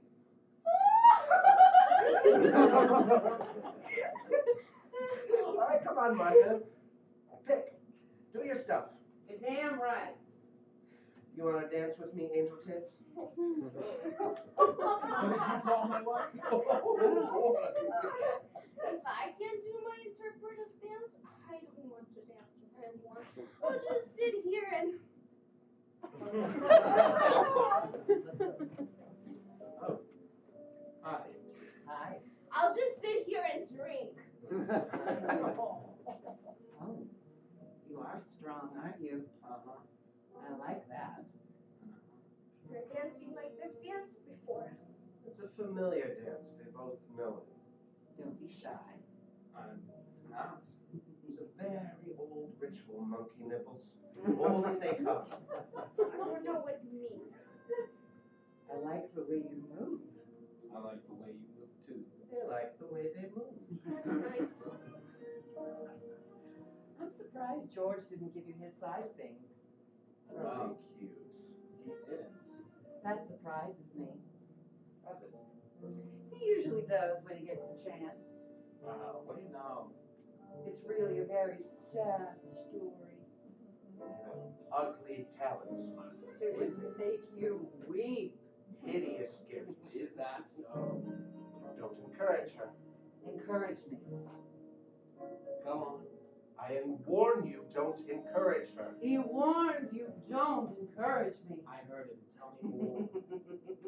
Well, Georgie boy had lots of big ambitions. In spite of something funny in his past. Martha. Which Georgie boy here turned into a novel. His first attempt and also his last. Hey, I rhymed. I warn you, Yeah, you're right. Martha. Go on. Go on. Well, Daddy took a look at Georgie's novel. You're looking for a punch in the mouth. You know that, Martha. Do tell. And he was very shocked by what he read. Was he? Yes, he was. A novel all about a naughty boy child. I will not tolerate this. Okay. A naughty boy child who killed his mother and his father dead. Stop it, Martha. And Daddy said, I will not let you publish such a thing. That's it. That's it. Dancing's over. Hey, That's what do you it. think Go you're on doing? now. And Daddy said, you don't think for a second I'm going to let you publish this crap, do you? Not on your life, baby. Not while you're teaching here. You publish that book and you're out on your ass. Desist. Desist. Desist. Violence! The idea! A teacher in a respected conservative institution like this, in a town like New Carthage, publishing a book like that. Well, if you respect your position here, young man, young whippersnapper, I will you'll not just be made withdraw that martyr. manuscript. Oh, he will not be made martyr. I will not. You want to know the glittery? You want to know the glittery? You want to know what big brave Georgie did? You will not say this. Oh, the hell I won't. You stay away from me, you bastard. He caved in, is what he did. He caved in, is what he did. He came home, and he put the book in the fireplace, and he burned it! I'll kill you!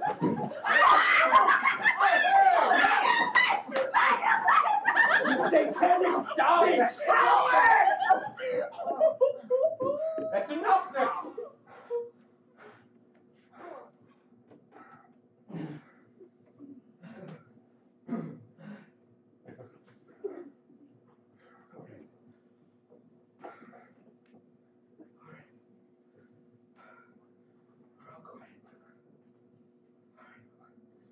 I'll be very quiet now.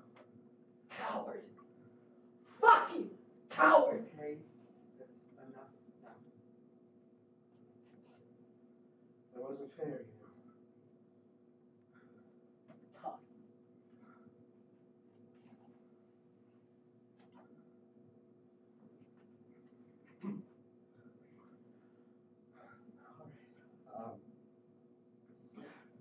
All right, that was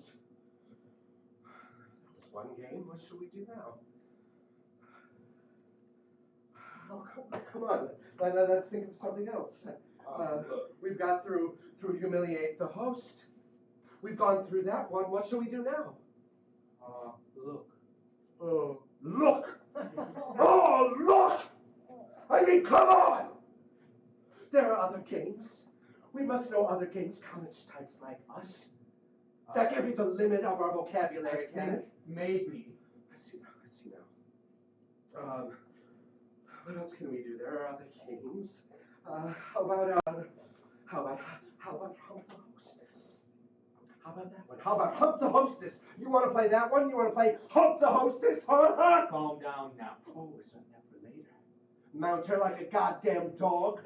Hump the host. Just shut up, will you? No, you don't want to play that one now. You want to save that game till later. Well, what do we do now? We got to have a game. Portrait of a man drowning. No. You told me to shut up. I'm sorry. No, you're not. I'm sorry. I got it. I know what game we'll play. Now, we've already gone through humiliate the host. Well, this round anyway. We're done with that one. And you don't want to play hump the hostess yet. Not yet, so I'll tell you what we'll play. We'll play a little round of Get the Guests. How about that? How about a little game of Get the Guests? Jesus, George. Book mentioner, child dropper. I don't like this game. Yeah, I think maybe we've had enough of games. Oh, no. No. We've only had one game. Now we're going to have another. You can't fly on one game. I think maybe... Silence!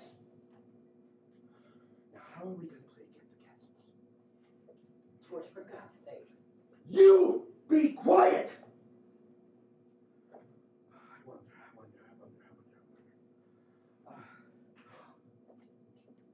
Okay. Well, Martha, in her indiscreet way, well, not really indiscreet, as Martha is naive at heart. Anyways, Martha told you all about my first novel, right?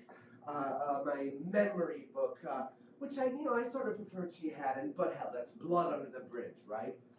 But what she didn't tell you about, what Martha didn't tell you about was my second novel. No, you didn't know about that one, did you, Martha? You didn't know about my second novel. True or false? True or false? No! No.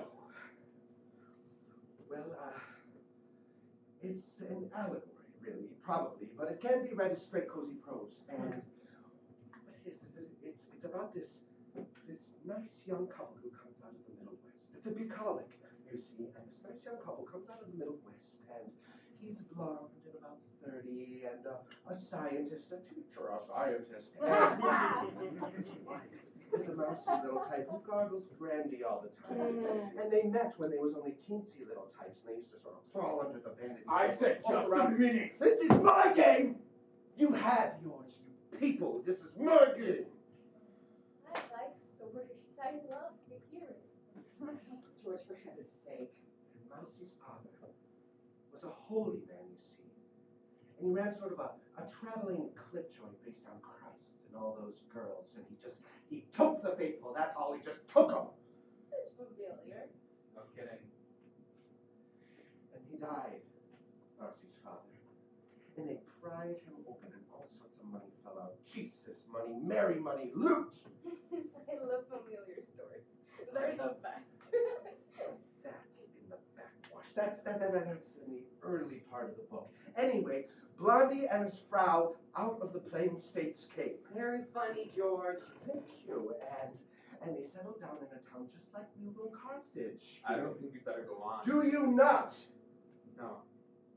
I don't think you better. But Blondie was in disguise, really, all got up as a teacher, when his baggage ticket had bigger things writ on it. H.I. High Historical Inevitability. There's no need for you to go any further now. Let them go on. I want to hear the story. We shall. And he had this baggage with him, and some of this baggage came in the form of his mouse. We don't have to listen to this. Why not? Your bride has a point. And the one thing nobody could understand about Blondie was his baggage. I mean, here he was, Pan Kansas swimming champion or something, and he had this mouse with him, with whom he was solicitous to a point that faileth all human understanding, given that she was sort of a simp in the long run. This isn't fair of you. Perhaps not. Like, as I said, she tooted brandy immodestly and spent half of her time in the upchuck. I know these people. Do you? But she was a money baggage, amongst other things.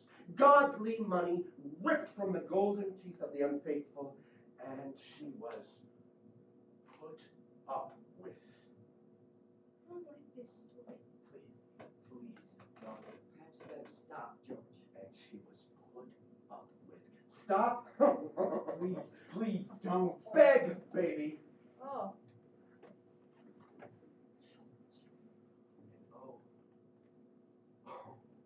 We get a flashback here to how they got married. No. Yes. Why? How they got married. Well, how they got married is this. The mouse got all puffed up one day. And she went over to Blondie's house and she said, "Look at me." She stuck out her puff and she said, "Look at me. I'm all puffed up." So they were married. Stop it. So they were married. And then And then? what? And then what? No. And then the puff went away like magic.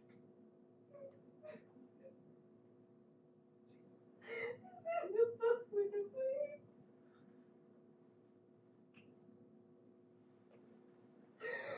Honey, I didn't mean to. You told him! You You told him! You told him! I'm sorry, I didn't. And that's how you play Get the Guest.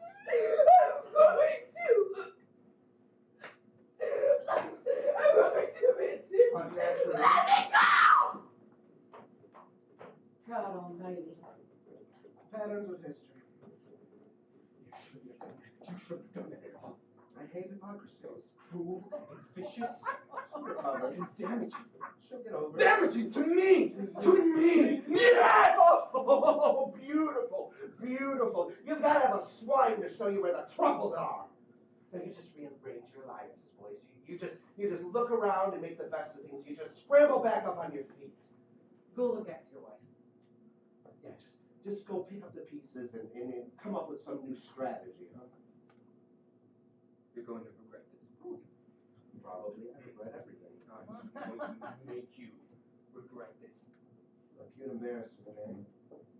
Play the charades like you've got them set up. Playing your language. I'll be what you say I am. You already are. You just don't know it. No, not really. But I'll be it, mister. I'll show you something come to life you'll wish you hadn't set up. I'll clean up the mess. You just wait, mister.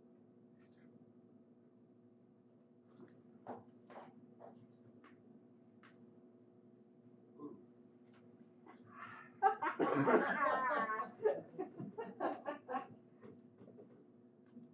Very good, George. Thank you, Martha. Really good. I'm glad you liked it.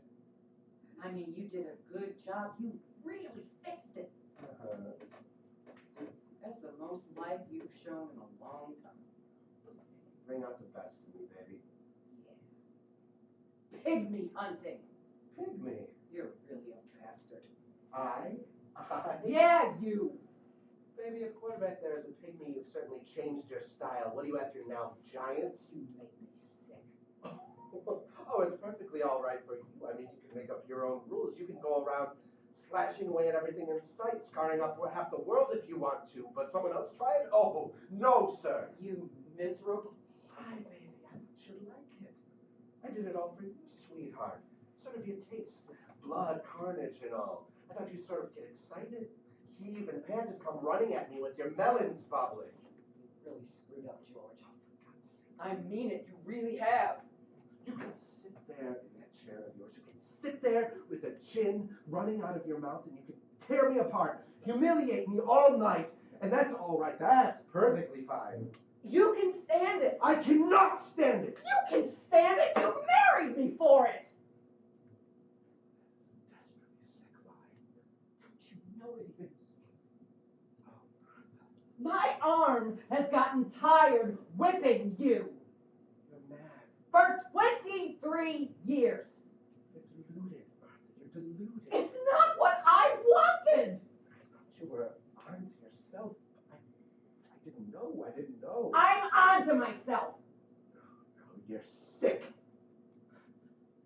I'll show you who's sick. I'll show All right, you Martha, who's you're sick. going I'll too show far. you who's Stop it, sick. Martha. Stop it. I'll show you who's sick. Warned you not to go too far. I'm just beginning. You know, I am numbed enough to take you when we're alone. I don't listen to you, or when I do listen, I sift everything. I bring everything down to a reflex response so I don't really hear you, which is the only way to manage it. Nuts. Well, you can go on like that all you want, and when you're done, we can actually have a normal Do you ever listen to your sentences, George? Do you ever listen to the way you talk? You're so friggin' convoluted. That's what you are. You sound like you're writing one of your goddamn papers. way to really get at you. You've got at me, George. You don't have to do anything. 23 years of you has been quite enough. Come on, Martha. Do you want to know what's happened? Do you want to know what's really happened? It's snapped, finally. I've tried. I've really tried. You are a monster. You are. I'm loud. And I'm vulgar. And I wear the pants in this house because somebody has to. But I am not a monster. I am not. You're a spoiled, self-righteous, willful, dirty-minded, liquor-ridden. Snap! It went snap! I'm not going to try to get through to you anymore. I'm not going to try. There was a moment back there, maybe, just a moment when I think I could have gotten through to you and we might have cut through all this crap. I don't believe you. I don't believe you. There is no moment anymore when we could come together. Well, maybe you're right. You can't come together with me anymore. Snap! It went snap tonight at Daddy's party. I sat there at Daddy's party and I watched you. And I watched you sitting there. And I watched all the younger men around you, the men who were going to go somewhere. And I sat there and I watched you and you weren't there. And it snapped. It snapped finally. And I'm going to howl it out. And I'm not going to give a damn what I do. And I'm going to make the loudest goddamn explosion you ever heard. You try it and I'll beat you at your own game. Is that a threat, George? It's a threat, Martha. You're going to get it, baby. Careful, Martha. I'll rip you to pieces. You aren't man enough. You don't have the guts. Total war? Total!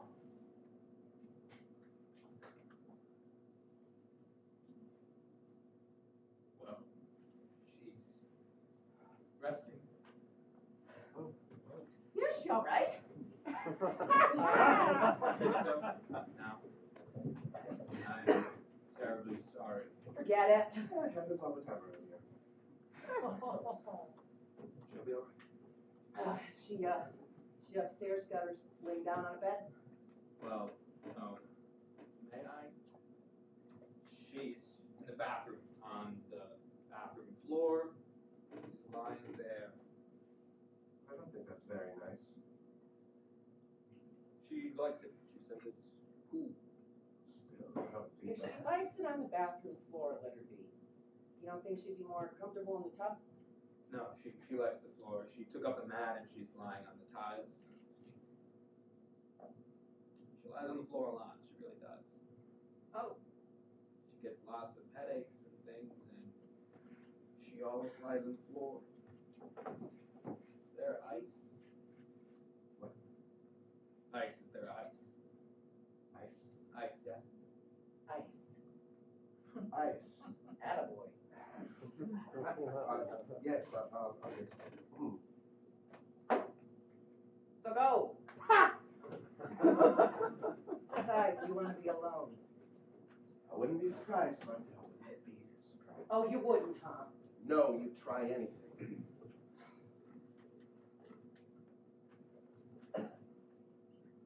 Actually, she's very frail. Slim hip? Yes, exactly. Is that why you guys don't have any kids? I don't know that that's Well, if it does, who cares, right? Pardon? Touch me a cigarette.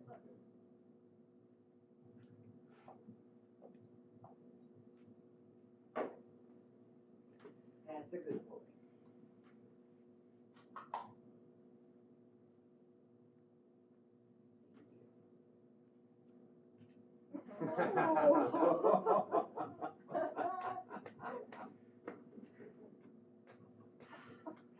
Now,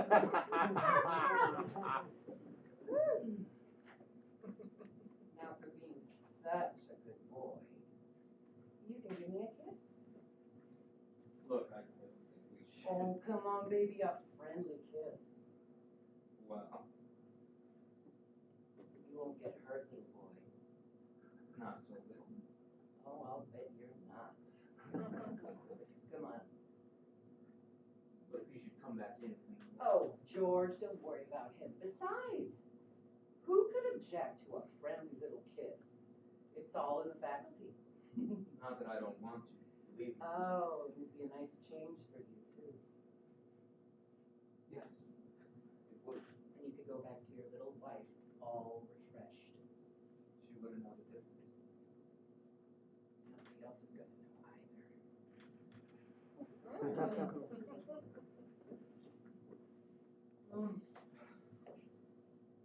Whoa, easy there, boy. Down, baby.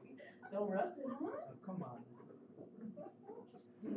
Later, later. I told you I'm a biologist. Boy, no, I can tell. Later, huh? Who's afraid of Virginia Woolf? Virginia Woolf, Virginia. Ah, here we are. Ice for the lamps of China. I'm sure you're thrown in. Hey, you better watch those bastards, my love. They aren't amused. Hey, why don't you come over to our side and we'll blow them all to hell. Then we can split the money and live on easy street. What do you say? Well, sure. Hey, Ice. Right. There you are. Martha, my dove. Oh, you look radiant. Thank you.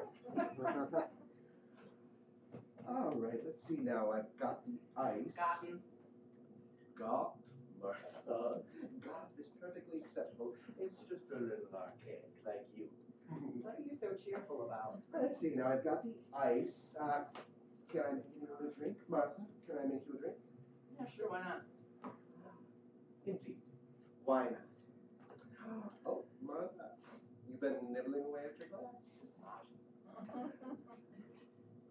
All right. Now I see that you are getting your own, which is fine. Fine. I'll just hooch up Martha, then we'll be all set. All set for what? Why, I don't know. We're having a party, aren't we? All right. Thank you. All right. Now then you've got yours. Now it's a drink for me. It's my turn. Oh, no, baby, it's never yours, Art. Oh, no, Martha, I wouldn't say that. Are you working on the principle the worm turns? Well, the worm part is okay, it suits you fine, but the turning part, You're in a straight line, buddy boy, and that doesn't lead anywhere except maybe the grave. Oh, you just hold on to that thought, Martha. You just hug it close. Run your hands over it. Me? I'm going to go sit over there. If you'll excuse me, I'm going to go sit over there and read a book. You're gonna what? Read a book, Martha? Read. Read. Read? You've heard of it? What do you mean you're gonna read? What's the matter with you? Nothing's the matter with me, Martha. I'm just going to read a book, that's all. We've got company! Yes, I know, dear, but it's 4 o'clock, and I always read around this time. Now, you go about your business, and I will be very, very quiet. You read in the afternoon. You read at 4 o'clock in the afternoon. You don't read at 4 o'clock in the morning. Nobody reads at 4 o'clock in the morning. No. He's gonna read a book. The son of a bitch is gonna read a book. So was singing. Oh. Well, we can amuse ourselves, can't we? I imagine so. We're going to amuse ourselves, George. Mm-hmm, that's nice. You might not like it. Oh, no. You go on, you entertain your guests. I'm gonna entertain myself, too. Good. Ha ha, you're a riot, George. Mm-hmm. Well, I'm a riot, too, George. Yes, you are, Martha.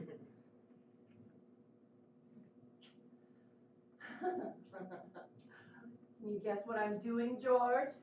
No, Martha, what are you doing?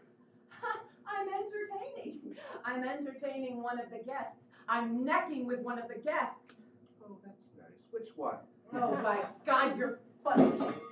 Oh, someone's at the door, Martha. Never mind that. I said I was necking with one of the guests. Good. You go on now. Good? It's good. Good for you. Oh, I see what you're up to, you. I'm up to page 142. Just cut it out. You miserable. I'll show you. No. Show him, Martha. He hasn't seen it. Maybe he hasn't seen it. You haven't seen it yet, have you? I have no respect for you. Mm-hmm. Oh, none for yourself either. I don't know what's coming to this younger generation. You don't? Care? You don't even? Care? Oh, no, you're quite right. I couldn't care less. So why don't you just take that bag of laundry, throw her over your shoulder. You're disgusting. Oh, because you're about to hump Martha? I'm disgusting? You motherfucker. Go on and wait for me in the kitchen, huh? Go on and wait. Go and wait for me in the kitchen, baby. Go wait for me in the kitchen, baby.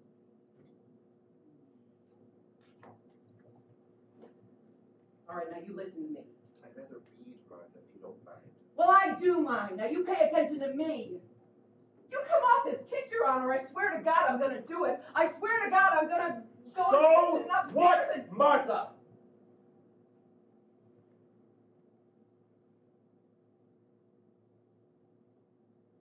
Okay. You asked for it, and you're going to get it. Lord, Martha, if you want the boy that much, have him. But do it honestly, will you? Don't cover it over with all this footwork.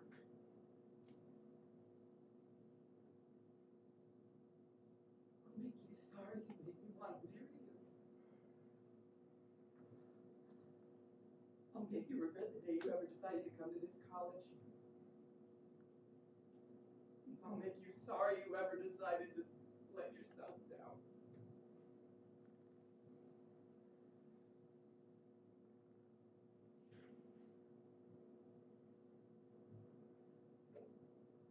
And the West, encumbered by crippling alliances and burdened by a morality too much to accommodate itself to the swing of events, must eventually fall.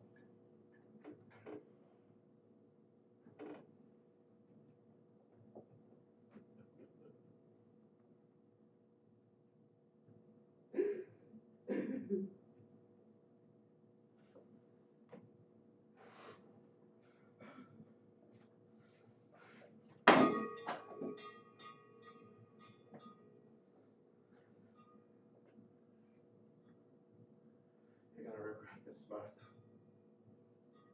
You're really gonna regret this.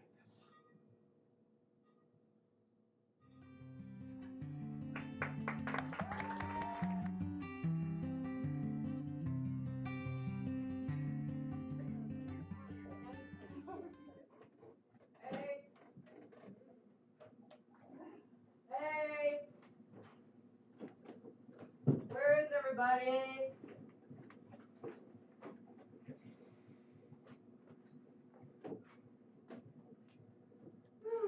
So, drop me, pluck me like the goddamn, whatever it is, creeping vine, and throw me over your shoulder like an old shoe.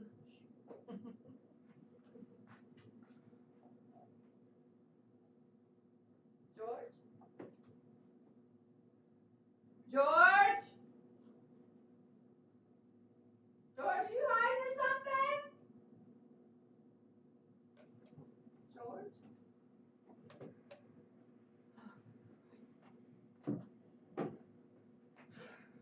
Deserted, abandoned, left out in the cold like an old pussy. Can I make you a drink, Martha? Why, thank you, George. That's very kind of you. No, Martha, no. Why, I'd do anything for you. Would you, George? Why, yes, I would. Well, I would do anything for you, too. Would you, Martha? Why, certainly, George. I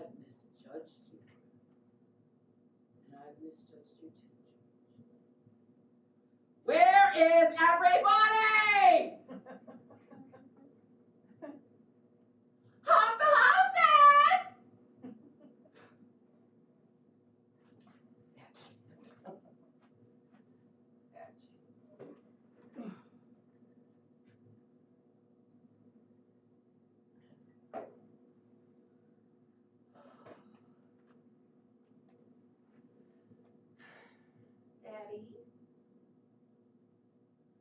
Daddy, Martha is abandoned,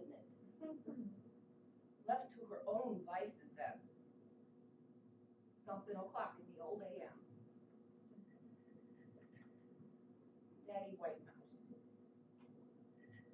you really have red eyes. Do you? Let me see. You do. You do have red eyes, don't you, Daddy? Yes, you do, because you cry all the time. Yes, you do, Daddy, you cry all the time. I'll give you bastards 5 to come out from where you're hiding! I cry all the time too, Daddy. I cry all the time, but deep down, so nobody can see me, I cry all the time.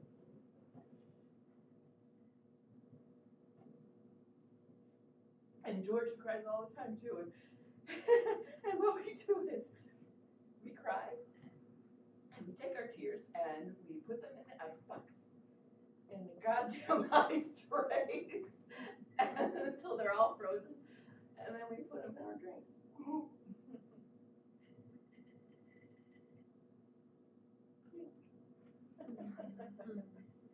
Clink. Clink, clink, clink, clink, clink.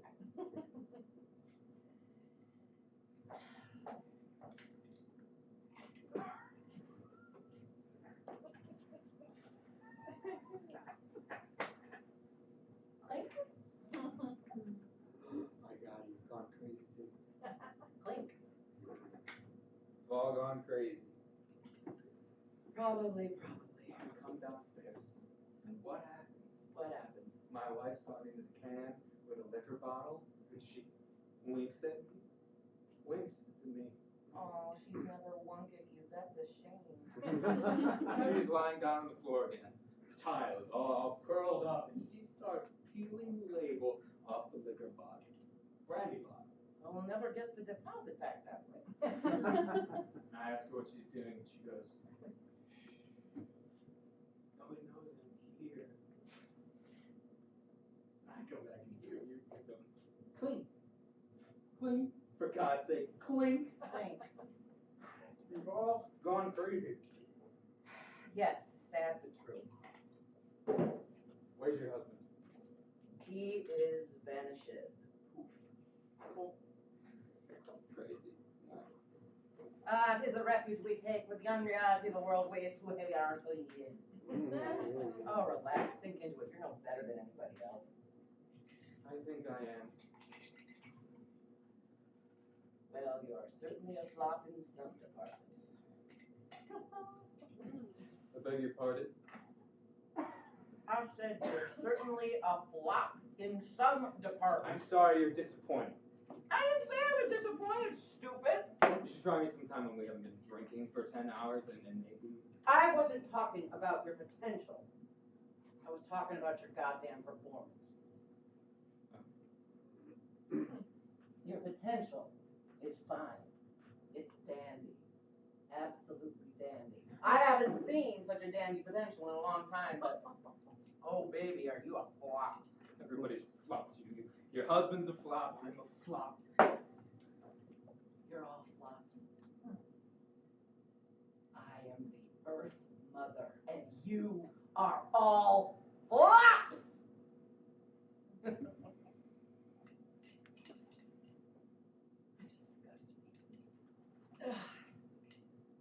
I pass my life in crummy, totally pointless infidelities. Would-be infidelities. Hump the hostess? That's a laugh. Bunch of boozed up, impotent lunkheads. Martha makes blue eyes. And the lunkheads grin and roll their beautiful, beautiful eyes back and grin some more. And Martha licks her chops. And the lunkheads slap over the bar to pick up a little courage. And they pick up a little courage. And they bounce back over to old Martha, who does a little dance for them, which gets them all heated up mentally. And they slap over to the bar to pick up a little more courage. And their wives and sweethearts stick their noses straight up in the air, straight up through the ceiling sometimes, which sends the lunkheads over to the soda fountain again to fuel up a little more, while Martha Pooh sits there with her dress up over her head, suffocating. You don't know how stuffy it is to sit there with your dress up over your head, suffocating, waiting for the lunkheads. And then finally they get their courage up. But that's all, baby. My, sometimes there is some very nice potential, but oh my. But that's how it is in civilized society. All the gorgeous lunkheads, poor babies. There's only one man in my life who has ever made me happy, you know that? What do you call it? Lawnmower? Something? No, I've forgotten about it. But when I think about him and me now, it's almost like being a voyeur. No, I didn't mean him. I meant George, of course. George, my husband. You're kidding. Am I? You must be him. Him. Something went wrong. Sure. Please try again. Sure. You don't believe it. Why, of course I do. You always deal in appearances? George, who is out somewhere there in the dark. George, who is good to me, and whom I revile. Who understands me, and I choke it back in my throat. Who can make me laugh, and I choke it back in my throat. Who understands me, and I push off.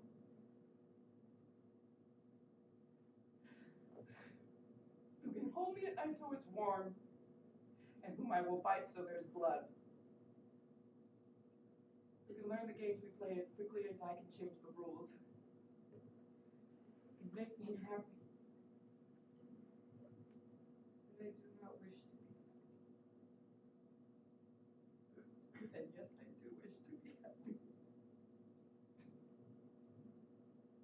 George and Martha. Sad, sad, sad. Sad. Who I will not forgive for having come to rest, for having seen me and having said, yes, this will do. Who has made the hideous, the hurting, the insulting mistake of loving me, and must be punished for it. George and Martha, sad, sad, sad. Sad.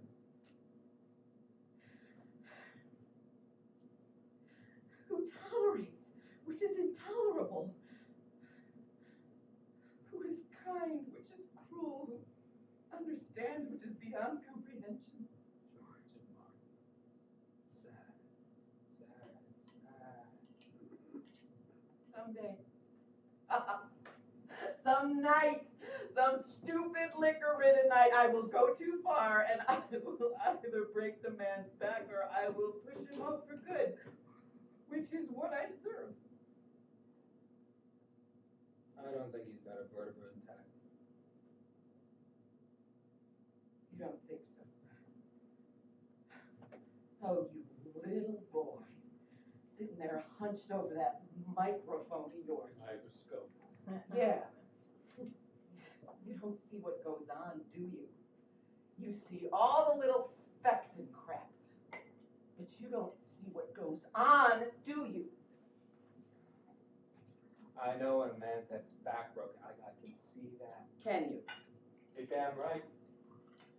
You know so little, and you're going to take over the world.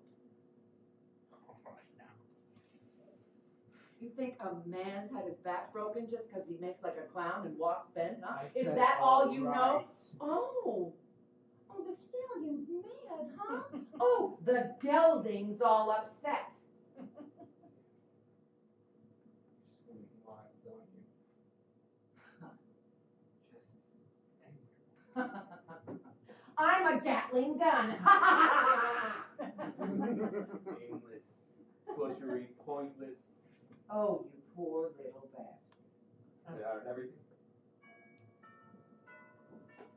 Go answer the door. What did you say? I said, go answer the door. What are you, deaf? You want me to go answer the door? That's right, lunkhead. There must be something you can do well, or are you too drunk to do that too? You can't get the latch up either. There's no need. Answer it. You can be houseboy around here for a while. You can start by being houseboy right now. Look, lady, I'm no flunky to you. Sure you are. You're ambitious, aren't you, boy? You didn't chase me around the kitchen and up the stairs out of mad, driven passion, now did you? You were thinking a little bit about your career, weren't you? Well, you can just houseboy your way up the ladder for a little while. There's no limit to you, is there? No, baby. None. Go answer the door. I'm coming, for God's Wonderful, marvelous. I'm just a gigolo everywhere I go. Sorry, baby. Answer the little door. Oh, how lovely. Flores, perros, muertos, flores. Oh, Sonny boy, you come home for your birthday at last. That's the houseboy, for God's sake.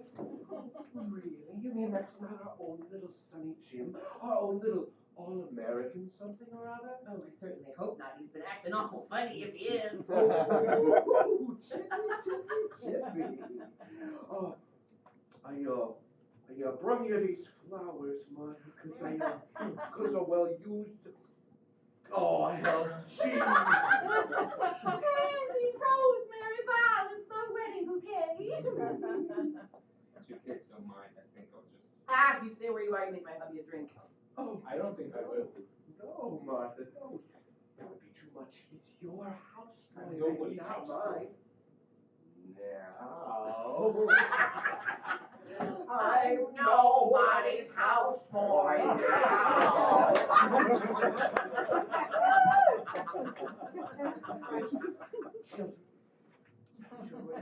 Vicious children with their oh so sad games, hopscotching their way through life. Is that it? Something like it. Screw, baby. Him can't. Him too full of booze. Here, dump these in some gin.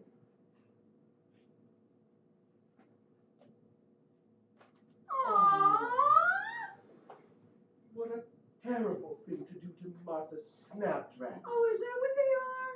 Yup. And here I went out into the moonlight to pick them for Martha tonight and for our Sonny boy tomorrow for his birthday. Oh, there is no moon now. I saw it go down from the bedroom. From the bedroom. Well, there was a moon. There couldn't have been a moon. Well, there was. There is. There is no moon. The moon went down. There is a moon. The moon is up. I'm afraid you're mistaken. Well, no.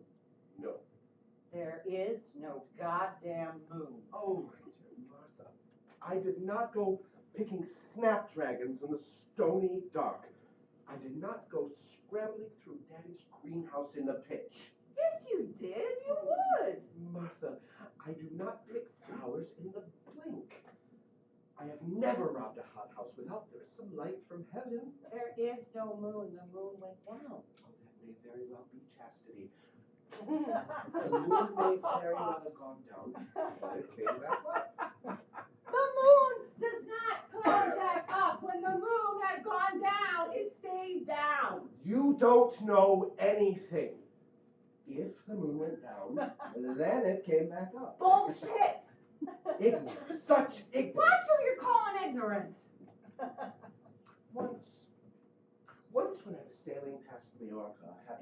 on deck with a correspondent who was talking about Roosevelt. The moon went down. Thought about it for a while, considered it, then pop, came back up again. That is not true. That is such a lie. You mustn't call everything a lie, Martha, must she? Hell, I don't know who people are lying or what. You're damn right. You're not supposed to. Right. At any rate, I was sailing past Majorca. You never sailed past Majorca. Martha. You were never in the goddamn Mediterranean at all, ever. Yes, I was. My mommy and daddy took me there as a college graduation present. Nuts. Was this after you killed them? Maybe. Yeah, and maybe not, too.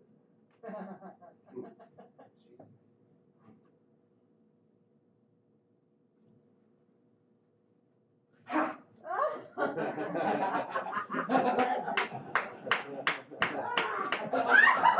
Truth or illusion? Who knows the difference, anecdotes? You were never in the Mediterranean, truth or illusion, either way. If I was never in the Mediterranean, how did I get to the Aegean? Overland. Yeah. Oh, don't you side with her, houseboy. I'm not a houseboy. Oh, I know the game. If you don't make it in the sack, you're a house. I am not a houseboy! Well, then you must have made it in the sack. Yes? Yes? Someone's lying around here. Someone's not playing the game straight. Come on, Martha, come on. Come on, who's lying, Martha? Come on. I'm not a houseboy. No, you're not a houseboy. So be it. Truth or illusion, George, you don't know the difference.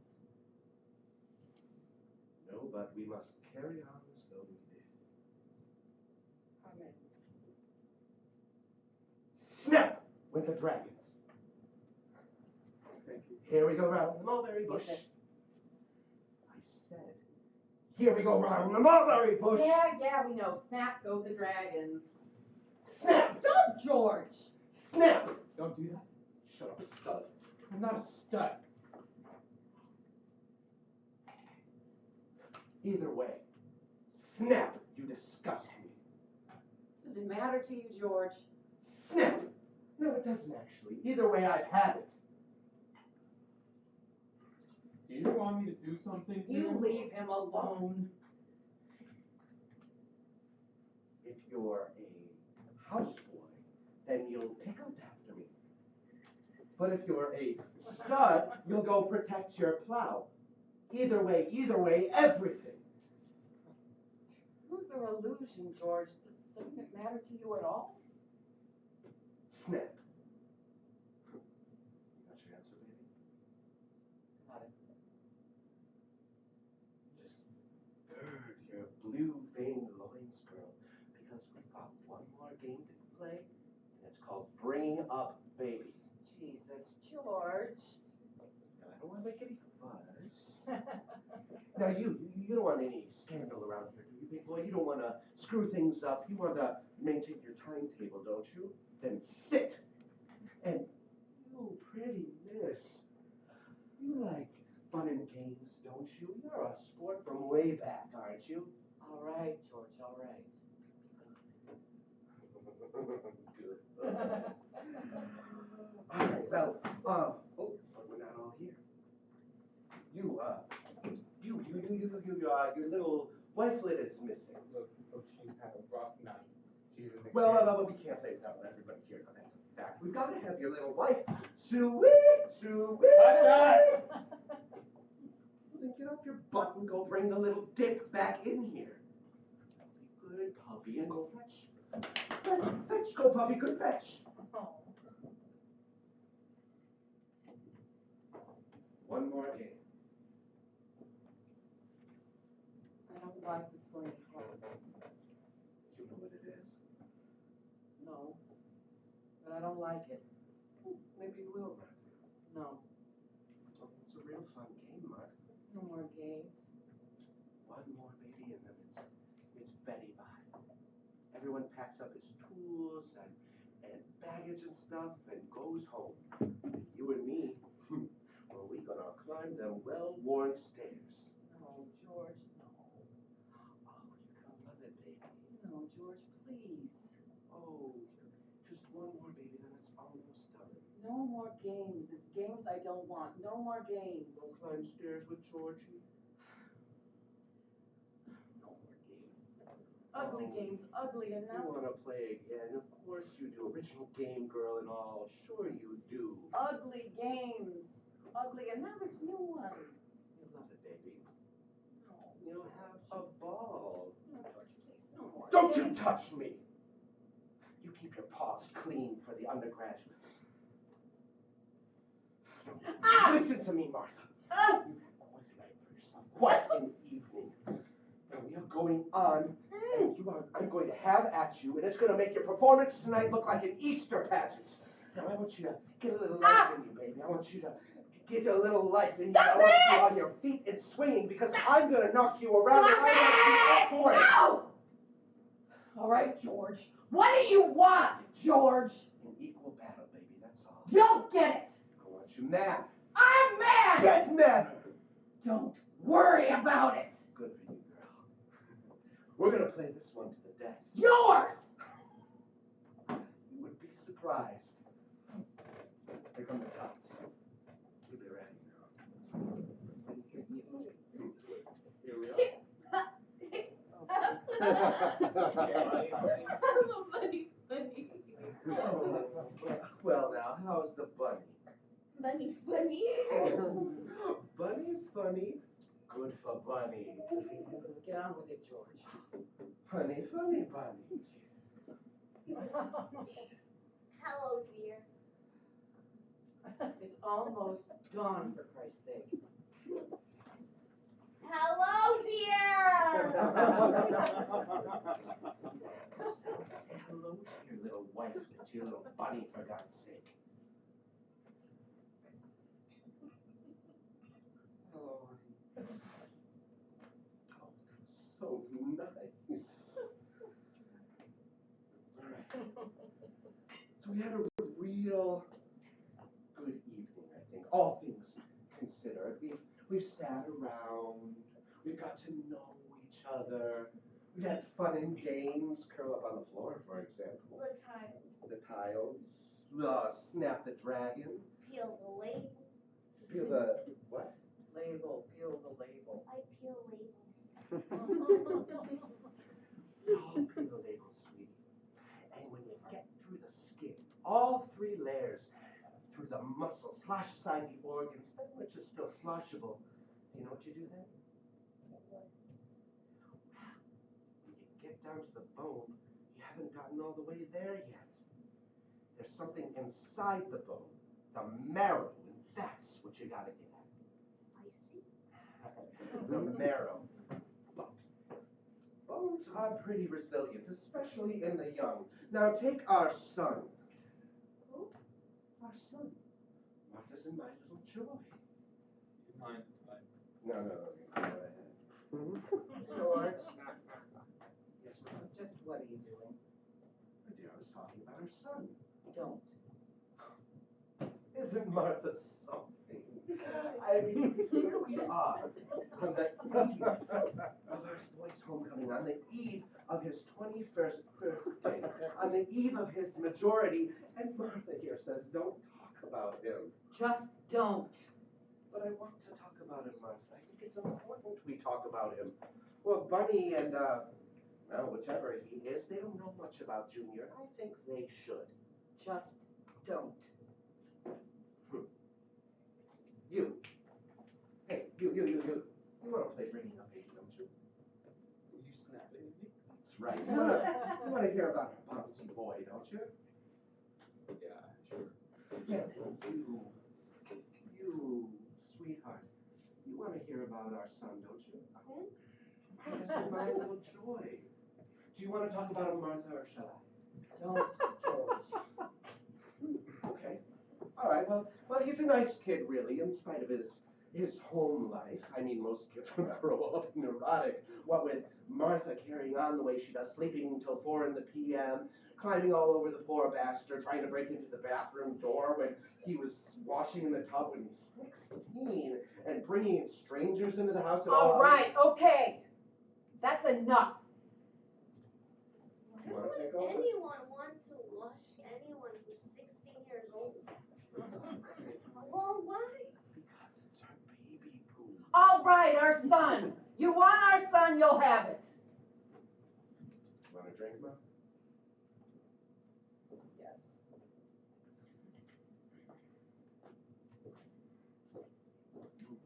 We don't have to hear about it if you don't. Says who? Are you in the position to make the rules around here? No? Good. You'll go far. Martha? Your, recitation, please. What, George? Our son.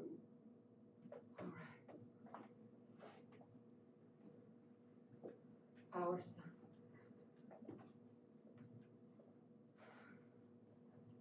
Our son was born on a September night. On a night not unlike tonight, though tomorrow, and 21 years ago. Yes, he told you. It was an easy birth. Oh, no, Martha, no. You labored. How you labored? It was an easy birth once it had been accepted, relaxed into. Ah, yes. Better. It was an easy birth once it had been accepted, and I was young. And I was younger. And I was young, and he was a healthy child. A red, bawling child with slippery, firm limbs. Martha thinks she saw him at delivery. With slippery, firm limbs and a full head of black, fine, fine hair, which later became blonde as the sun. Our son. He was a healthy child. And I had wanted a child. Oh, I had wanted a child. Son, daughter. A child. A child. And I had my child. Our child. Our child. And we raised him. Oh, yes, we raised him. With teddy bears and antique bassinet from Austria and no nurse. With teddy bears and transparent floating goldfish and a pale blue bed with cane at the headboard when he was older. Cane which he wore through finally with his little hands in his sleep. Nightmares. Sleep. He was a restless child. Sleep. And a croup tent. A pale green croup tent, and the shining kettle hissing in the one light of the room that time he was sick, those 4 days, and animal crackers, and the bow and arrow he kept underneath his bed. The arrows with the rubber cups at their tip. At their tip, which he kept beneath his bed. Why? Why, Martha? For fear. For fear of... For fear? Just that. For fear. And sandwiches on Sunday nights and on Saturdays. On Saturdays, the banana boat, the whole peeled banana, scooped out on top with green grapes for the crew, a double line of green grapes, and along the sides, stuck to the boat with toothpicks, orange slices, shields. And for the oar? A carrot? Or swizzle stick, whatever was easier. No, a carrot. And his eyes were green, green. If you peered so deep into them, so deep. Bronze parentheses around the irises, such green eyes. Blue, green, brown. And he loved the sun. He was tan before and after everyone. And in the sun, his hair became fleece. Fleece. Beautiful, beautiful boy. Zove damne animus omnium fidelium defunctorium eromni And vinculum school, electorum. summer camp, and sledding and swimming. Et gratis tue ille superente meander evadum. And the time he broke his arm, how funny it was. Oh, no, it hurt him, but it was funny.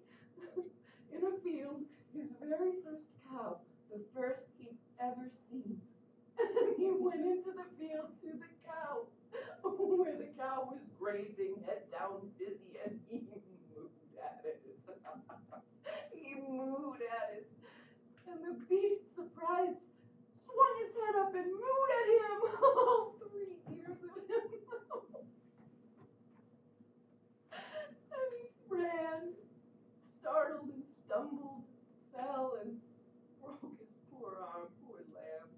Dulcis eterna beatitudine perfrui. George cried. Helpless George cried. I carried the poor lamb. George snuffling beside me, I carried the child, having fashioned a slate across the great fields. In paradisum deducant de angeli. And as he grew, oh, so wise. He walked evenly between us, with one hand out to each of us for what we could offer by way of support, affection, teaching, even love. And these hands, too, to hold us off a bit, for mutual protection, to protect us from George's weakness and my necessary greater strength, to protect himself and us. In memoria eterna erit justus, abatonine mara non temebis. So wise, so wise. What is this? What do you do? So beautiful, so wise. All truth being relative. It was true. Beautiful, wise, perfect. There's a real mother talking. What a child.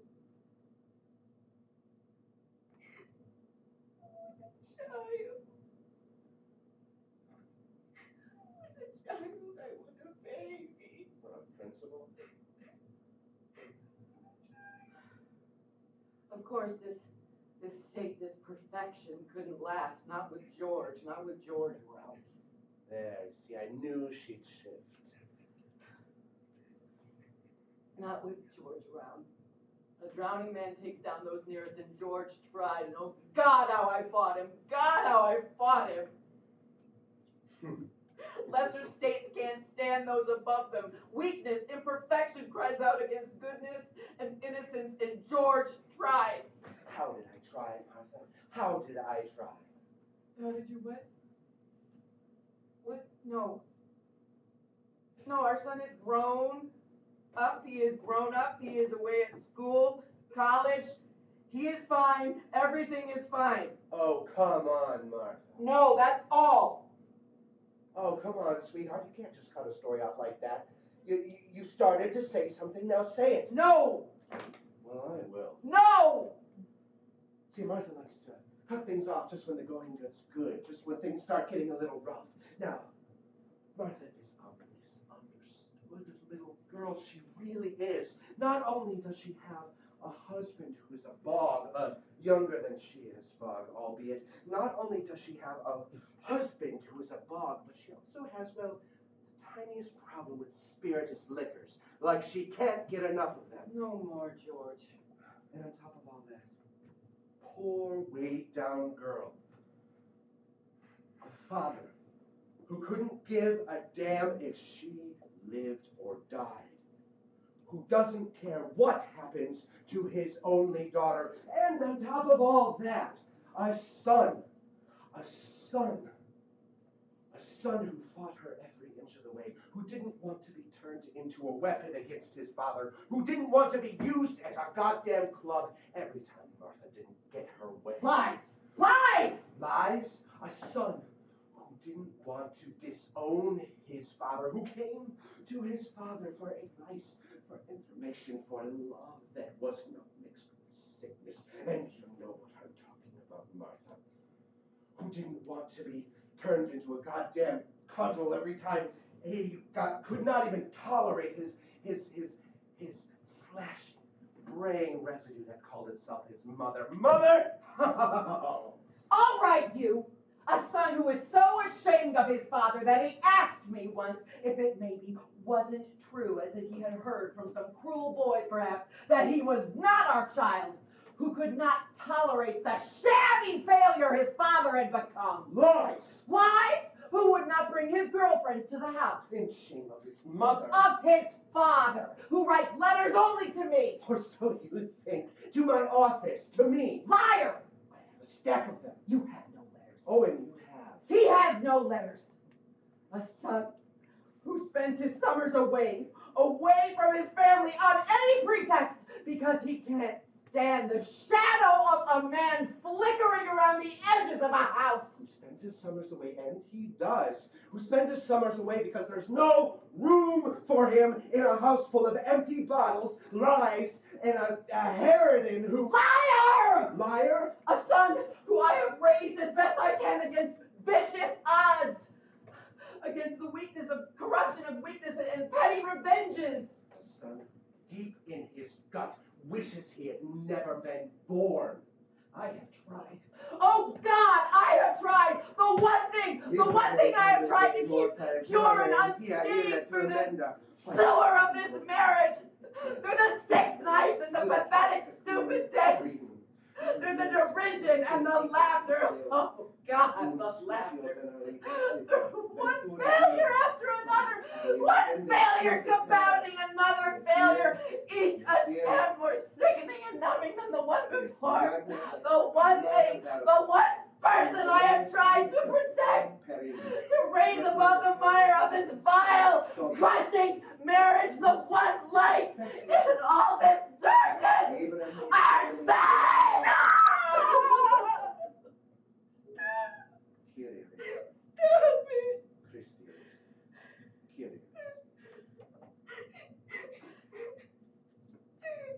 Why, don't you like it, baby? You can't do this. Says who? I say. Tell us why. Is this game over? Yes. Oh, Yes. no, not by a long shot. I've got a surprise for you, Martha. It's about our sonny Jim. No more, George. Yes. Leave her be. I'm running this game. Now, Martha, I'm afraid I've got some rather bad news for you. For us, of course. Some rather sad news. What is this? Well, while you were out of the room, well, the two of you were out of the room. I don't know where you were. I mean, hell, you must have been somewhere. While you were out of the room for a while, the doorbell chimed. And, God, I don't know how to tell you this, Martha. Tell me. It was good old Western. Little boy of about 70. Crazy Billy? Yes. Yes, Martha. Crazy Billy. And he had a telegram, and it was from us. And I have to tell you about it. Well, why didn't they phone it? Why didn't they bring it? Why didn't they telephone it? Oh, Martha. Some telegrams you have to deliver. Some telegrams you cannot phone. What do you mean? It's hard for me to tell you this. I'm afraid our son isn't coming home for his birthday. Of course he is. No, Martha. Of course he is. I say he is. He can't. He is. I say so. Martha, our son is dead. He was killed late in the afternoon on a country road with his learner's permit in his pocket. He swerved to avoid a porcupine and drove straight into You can't do this. large tree. You cannot do this. I thought you should know. You cannot do this. You cannot decide these things for yourself. I will not let you do this. We'll have to leave around noon, I suppose. You cannot do this. You cannot do this. I will not let you do this. Oh, you don't understand, Martha. I haven't done anything. Pull yourself together. Our son is dead. Can't you get that through your head? No! You cannot decide these things for yourself. I will not let you let go of me. Listen to me, Martha. You listen carefully. There was a telegram. There was a car accident. Our son is dead. Poof! Just like that. Now, how do you like it? No!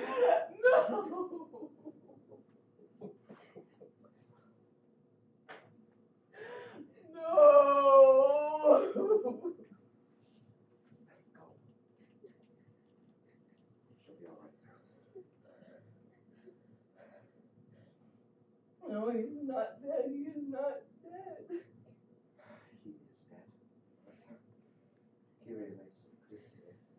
Curious.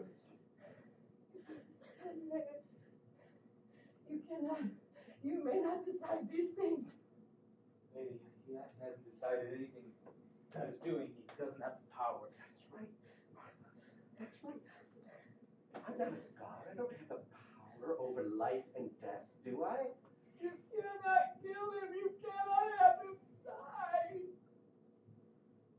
There was You can't. Martha, there was a telegram. Show it to me. Show me the telegram. I ate it. What did you say to me? I ate it.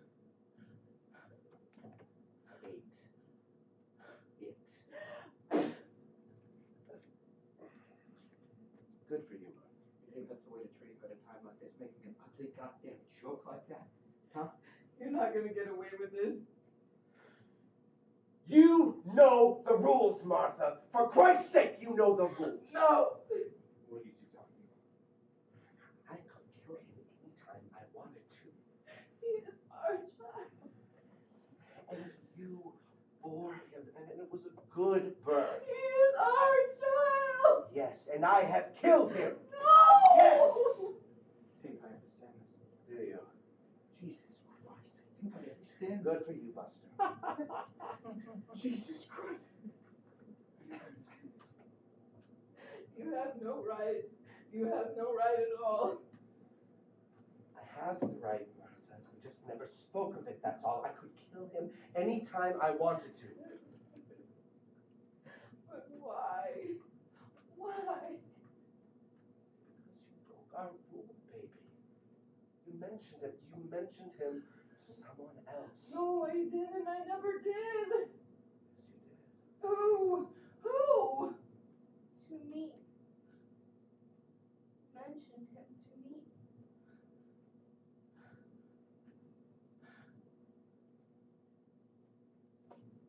I forget. At night, when it's late and people are talking, and I want to mention it. But I hold on. But I wanted to so often. Aren't you pushing it? There was no need for this. But I mentioned it. You didn't have to push it over the edge. You didn't have to have him die. Requiescat in pace. You didn't have to kill him. Requiem aeternam dona eis Domine. That wasn't needed.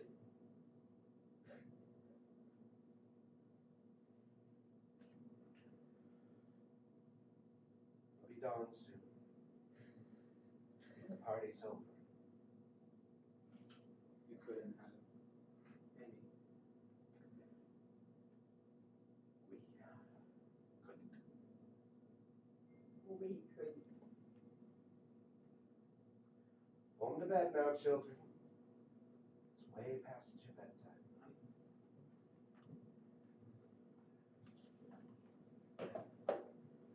You two go now. Yes.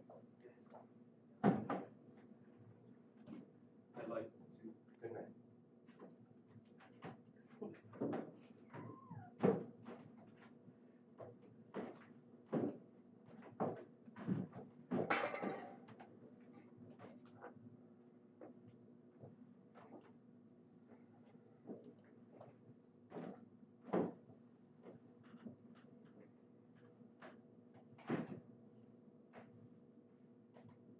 Do you want anything, Martha?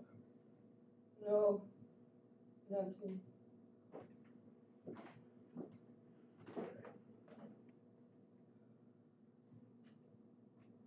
Time for bed. Yes.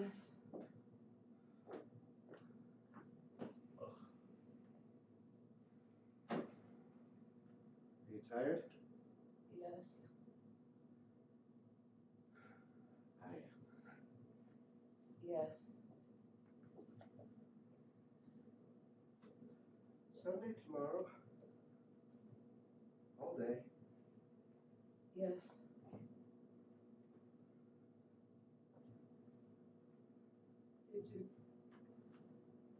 Did you have to? Yes. It was, you had to? Yes. I don't know. It was time. Was it? Yes. I'm cold.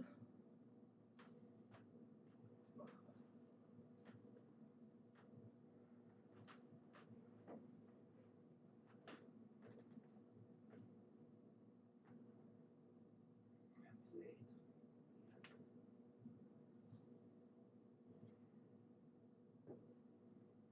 It'll be better. I don't, Will be. I'm not sure.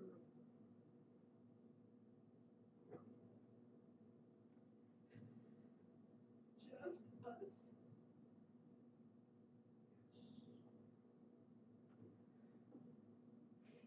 I don't suppose we could turn. No.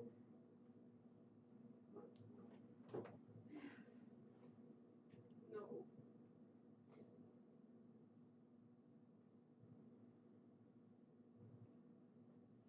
Are you all right? Yes. No.